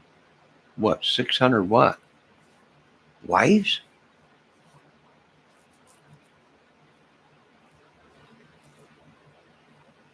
You can find some that are almost real or we seen of it. Oh, you mean women? No, I'll find a woman. Don't worry. Don't worry. I'll find a woman one of these days. No. But, they want these bad boys. Well, I could be a bad boy, but I ain't going to go out and beat you, kill you, rape you, steal from you, leave you in the field. No, I'm not getting no sex doll. It's a joke, DNR. It was a joke. If anything, if it got that bad, I'll just get a hold of Lady of the Night or something. But no, I'm saving myself for the right woman. I know my buddies back home are going, did he just say he's saving himself for it? He would have stuck his nut in anything around it. No, I'm joking. It's all comedy skit, but also real life situations on my channel. How do I deal with this pain and suffering? With laughter. And it don't work too good, but it's better than flipping out and destroying the world. Oh. Oh.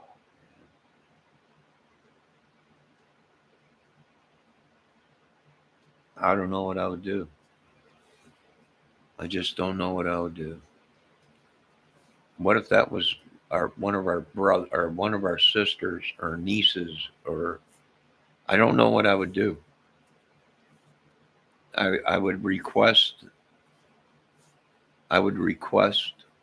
the government for me to be the one to pull the trigger or pull the lever on the electric chair.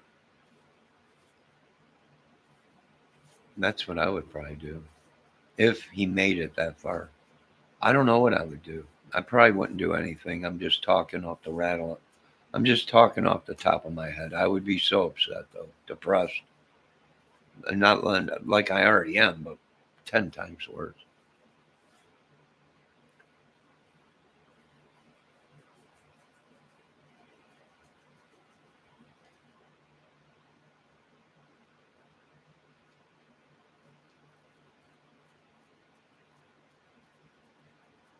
Oh, he had 600 sex dolls and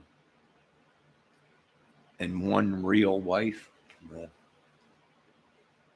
Hey, at least he wasn't cheating on her with a human wife.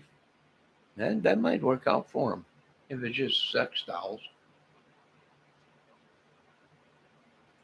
I don't know. I got to get some sleep. I got to take my head off of it. I get depressed.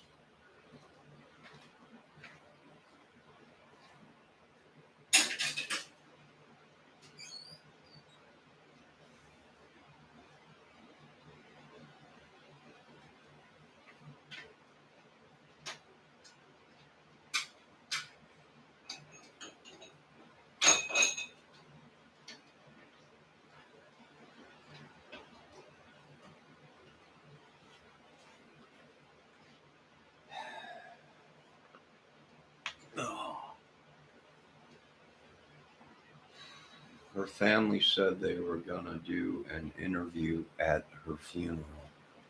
At whose funeral?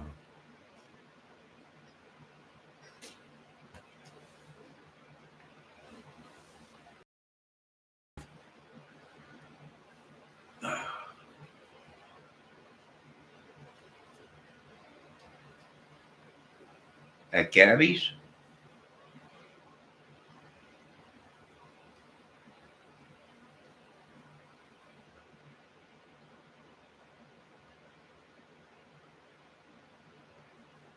Uh-oh, boys.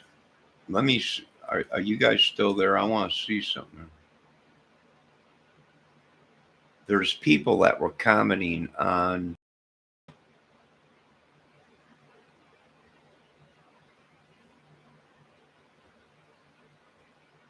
there's people commenting on this video that we watched.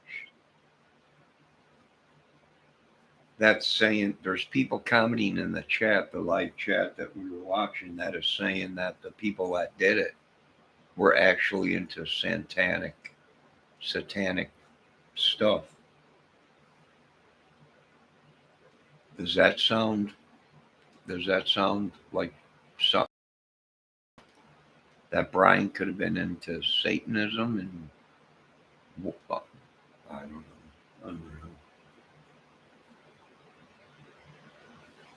I think he was wrapped up into more than what she knew.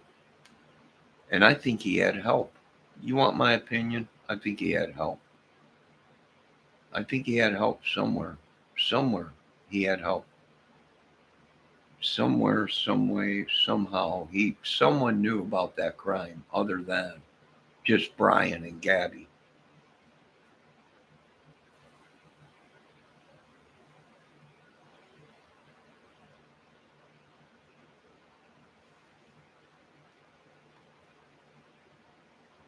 I still want to look for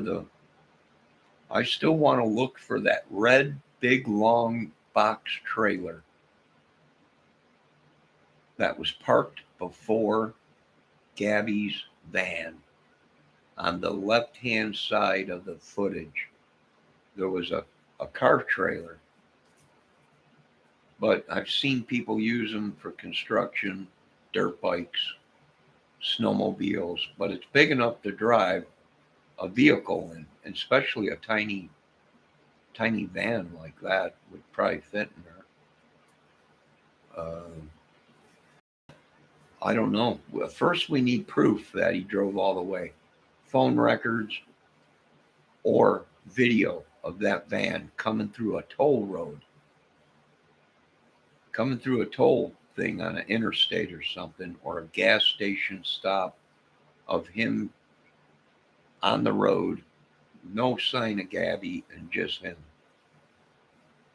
I think when he pulled up there, to park the van there, when all the campers and that video was taken of the camper that seen the van, it's possible Gabby could have already been dead. And that was a spot where he was going to dump the body. It's possible. It's possible.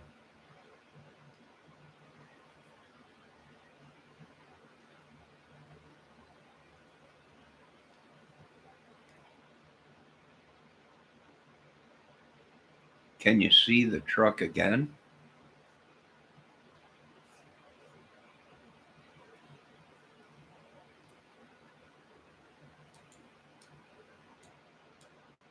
You mean the trailer and the pickup truck?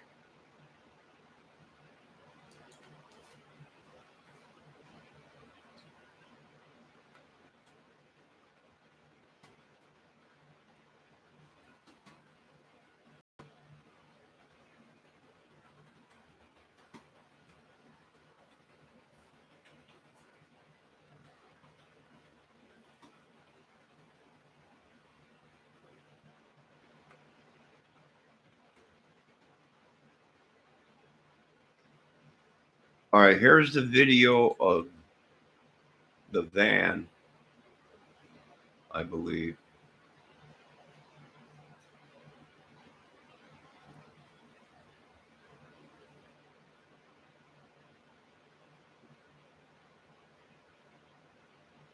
All right, here's the original video. Let me blow it up so you can see it. Experience Lindt Excellence. Let me blow it up so you can see it. Experience Lindt Excellence by the Lindt Master Chocolatier. August 27th, 2021, we got camera All right, they're just coming into the campground. Here's a big camper already parked. footage. That's not what I'm going talking through about. Grand Tetons Park around 6 to 6:30 p.m. This is at the Spread Creek dispersed camping area. We got there and there was a huge gravel lot, and we decided we wanted to try to drive more toward the back because we had heard the views were better back there. So we were heading back on this long dirt gravel road. And we came across a white van that had Florida plates, a small white van. We were going to stop and say hi because we're from Florida too, but the van. All right. Now you can see that red trailer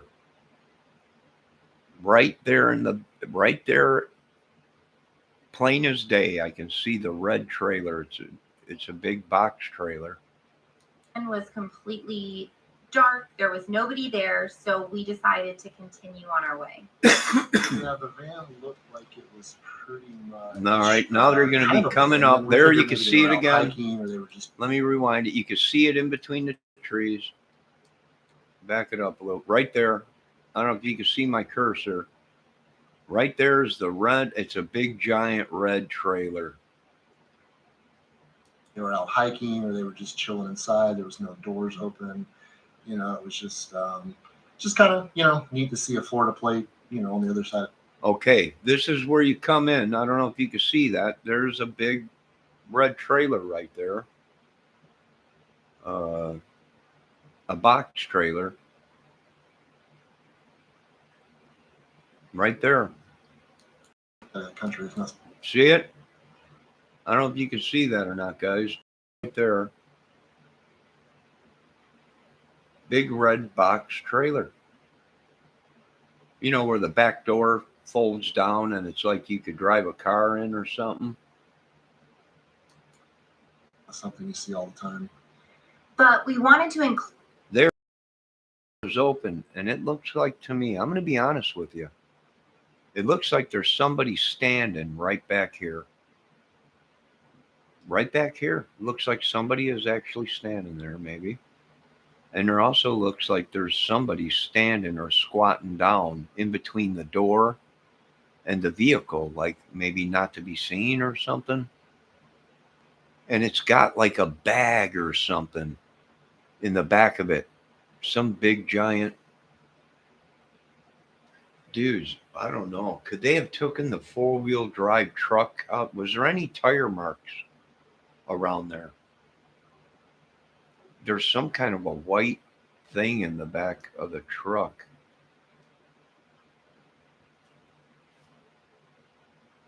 It's a pickup truck. The door is open and it does look like somebody is in between the door. And it looks like right here, right as you go out into the field, there's a trail out there where you can fit a car or a truck right through and drive out there. Include this in. Okay. There's the truck, plain as day. It is.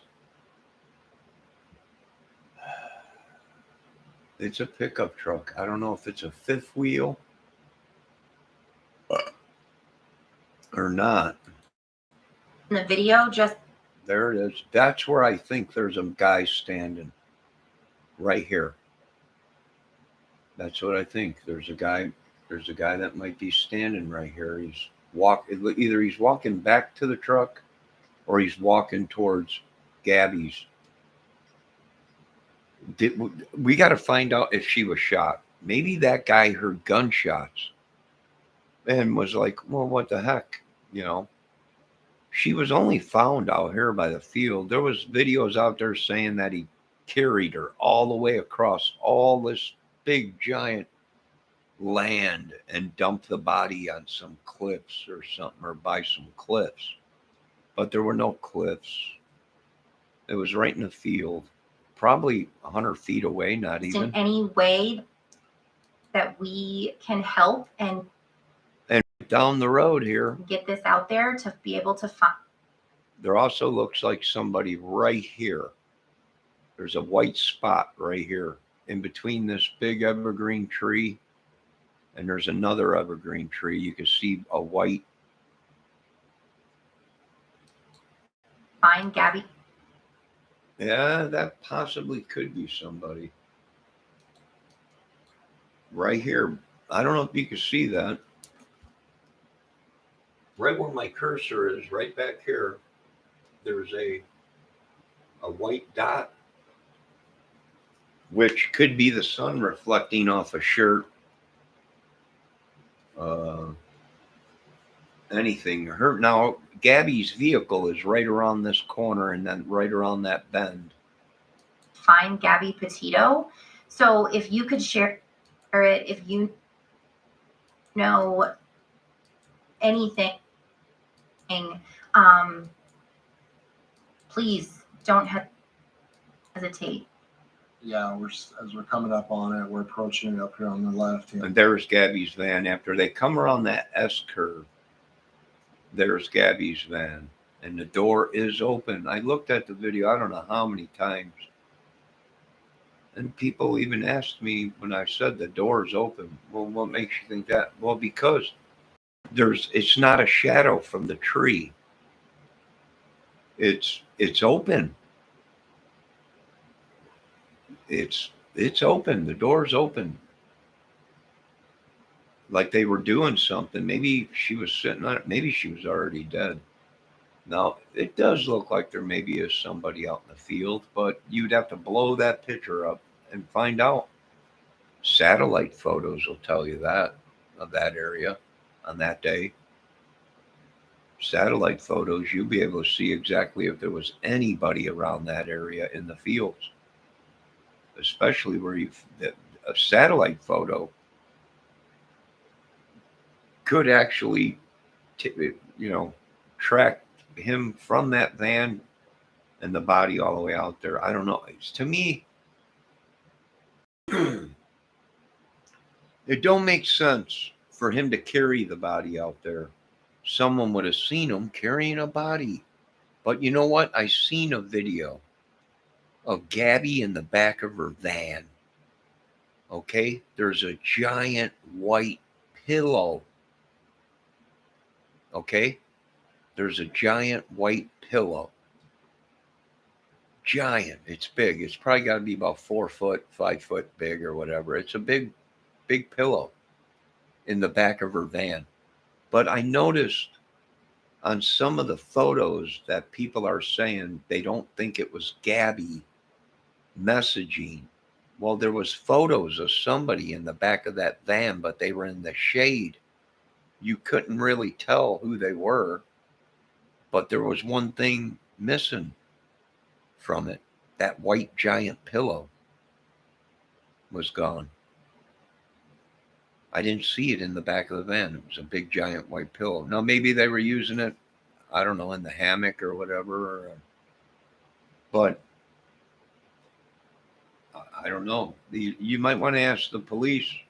He would have had to done something to carry the body out there. He would have been. There's trailers around right down here after you go past Gabby's van, you go down another 100 feet or whatever, there's all kinds of trailers and everything, and people constantly driving on the road. You would think they would have seen somebody carrying a body. I don't know. I got to get some sleep. I can't believe this happened, man. This is sad. It's really effing sad. The big giant pillow that she had in the back of her van. I seen a photo of him in some hammock, and someone, it didn't look like Gabby. Why? The calf muscles, her legs, they didn't look real tan, and her calf muscles looked a little bit bigger than what Gabby's looked. Is it wrong for me to even look at stuff like this? This is what I spend my time on. I need a woman. I need a good woman. The photo I seen of her with him in the hammock, and you can see his feet, and you see a girl tucked up in the corner, and it's real dark, shadowy. I didn't even see blonde hair, and she's got her leg leaning over the bed or couch or whatever that is. To me, it didn't look like her. She didn't have real big calf muscles, but that photo looked like it was somebody with maybe bigger calf muscles. I don't know. I'd have to look at the photo more. I don't know. I look at things like this. I got a problem. Yeah, here I am up all night.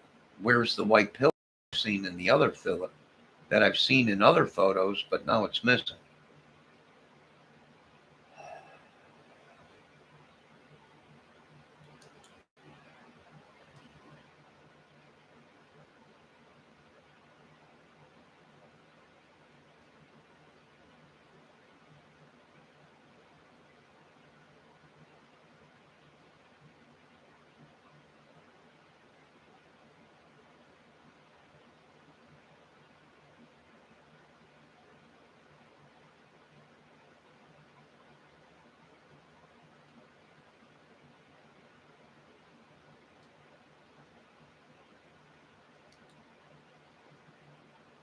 Van looked like it was pretty much kind of abandoned. We figured maybe they were out hiking. All right, there is definitely a red trailer right there. Right there. You can see it plain as day. Big red trailer. Abandoned. We right there. Figured maybe they were out hiking or they were just chilling inside. There was no doors open.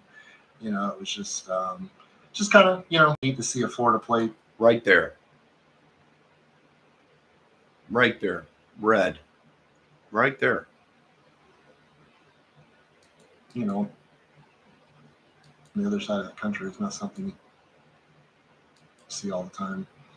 But there's the truck, and it looks like there's someone standing right there, possibly leaning down, or someone standing, maybe possibly in front or in back of the. But we wanted to include. That door is open. There's the pickup truck. It's a silverish gray or maybe white. It might be white.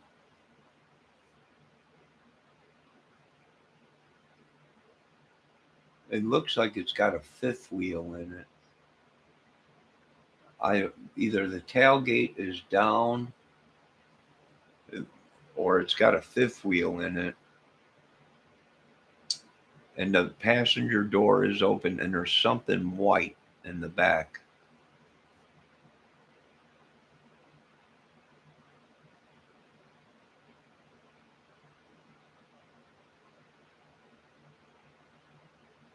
I don't know. I'm going to have to look for more photos on it. But there it is. And there, you can see that the path going out to the field where Brian walked but he walked down here where Gabby's van is. He came out there and walked probably, I don't know, unless they walked, got Gabby's body, came back. Maybe these are the killers. Maybe this is the actual person that did the killings and they thought, or maybe Bryant, I don't know, but something ain't right. Why is that? I don't know. Who were these people? Find out who they were. That's what I would say. What's that pickup truck sitting there before it gets to Abby's? There's the pickup truck, and I'm going to count off in seconds. Put this in the video just in any way 1, that we 2, can help 3, and get this out there 4, to be able to find 5, Gabby Petito. 6, So 7, if you could share it, 8, if you know 9, anything, 10, 11, please don't 12, hesitate. 13, We're 14, coming up on it. 15, We're approaching it up here on 16, the left-hand side. This is 17, most definitely Gabby 18, Petito's 19, Ford 20, Transit van. 21, It's kind of wild, 22, like insane a little 23, bit, because we 24, drove past. 25, We actually weren't able to 26, find any sites. 27, And we ended up driving 28, back through, saw it 29, again. 30, But here it is. on the 31, left. 31 seconds before 31 seconds where that van passes that pickup truck and it's at Gabby's van. So And I slowed it down so you can possibly see it a little bit. Okay, I stopped it. There is one slipper there's one sandal. Over here is a book, looks like a book, or some kind of a container or something shaped like a book. Very well possibly could be a pistol sitting on top of it. I did blow up a photo that was on there, and it does look like a pistol. It could be a pistol. It might not be a pistol. It ain't a phone. It looks like a pistol. I don't know. Bit better. kind of freaky for a late Saturday evening. And everybody, there's a photo out there of Gabby right now, and they said, this is Gabby in the hat that was in the dashboard. That is not the hat. That hat is a brown color. This hat is a tan straw hat. So that is not the hat that Gabby had on in that photo. And I'm telling you the truth, I don't even know. They're saying it was the last photo that Gabby took of herself in a store somewhere in some kind of a hat. And people were saying, that's the hat. No, it ain't. I don't even know if that was Gabby in that photo. To be honest with you, I think it was another woman. I don't know. I'd have to look. I think it was another woman. But we just kind of had a It brain could have fart. been. Oh my God, there's that van. So if anybody can help, I know the FBI is. I don't know. I got to get some sleep. You guys have a good night.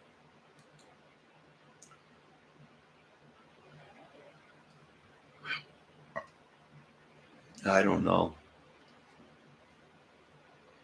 Yeah, it was a big giant body pillow that she put in the back of the van.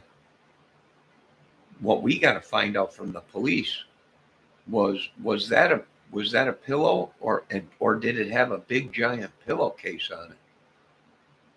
Was it something that somebody could have got shoved into and then carried? She was only 5 foot. She was just a tiny thing. She was only 5'2", I think they said, or 5'5". You know, she was just a little tiny thing. What could she have? Is that pillow there? That big giant pillow. Where'd it go? See if it's there. If not, it might be in the back of that pickup truck or whatever that vehicle was. I don't know. You guys have a good night. It was nice hanging out with you. I gotta go. I'm depressed. This is sad. It's sad, man. When you got kids, daughters, grandkids. You know, when I was a teenager, who cared? You know, who gave a crap? Life goes on. But now, things are different. Things are different.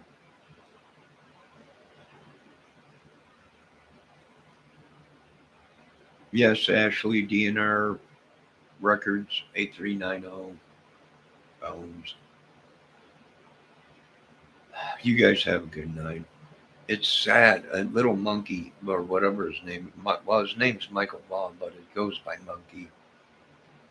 Just a little adorable. You see the photos of that kid? He's got his Batman shirt on, big smile. He's ready to take on the whole world. And I don't know what kind of idiots let these people into my country. I don't appreciate it. And Summer Wells, little tiny 7-year-old girl. I've seen photos that it looks like her fingers, her hands were cigarette burns in her hands. 7-year-old little, this is,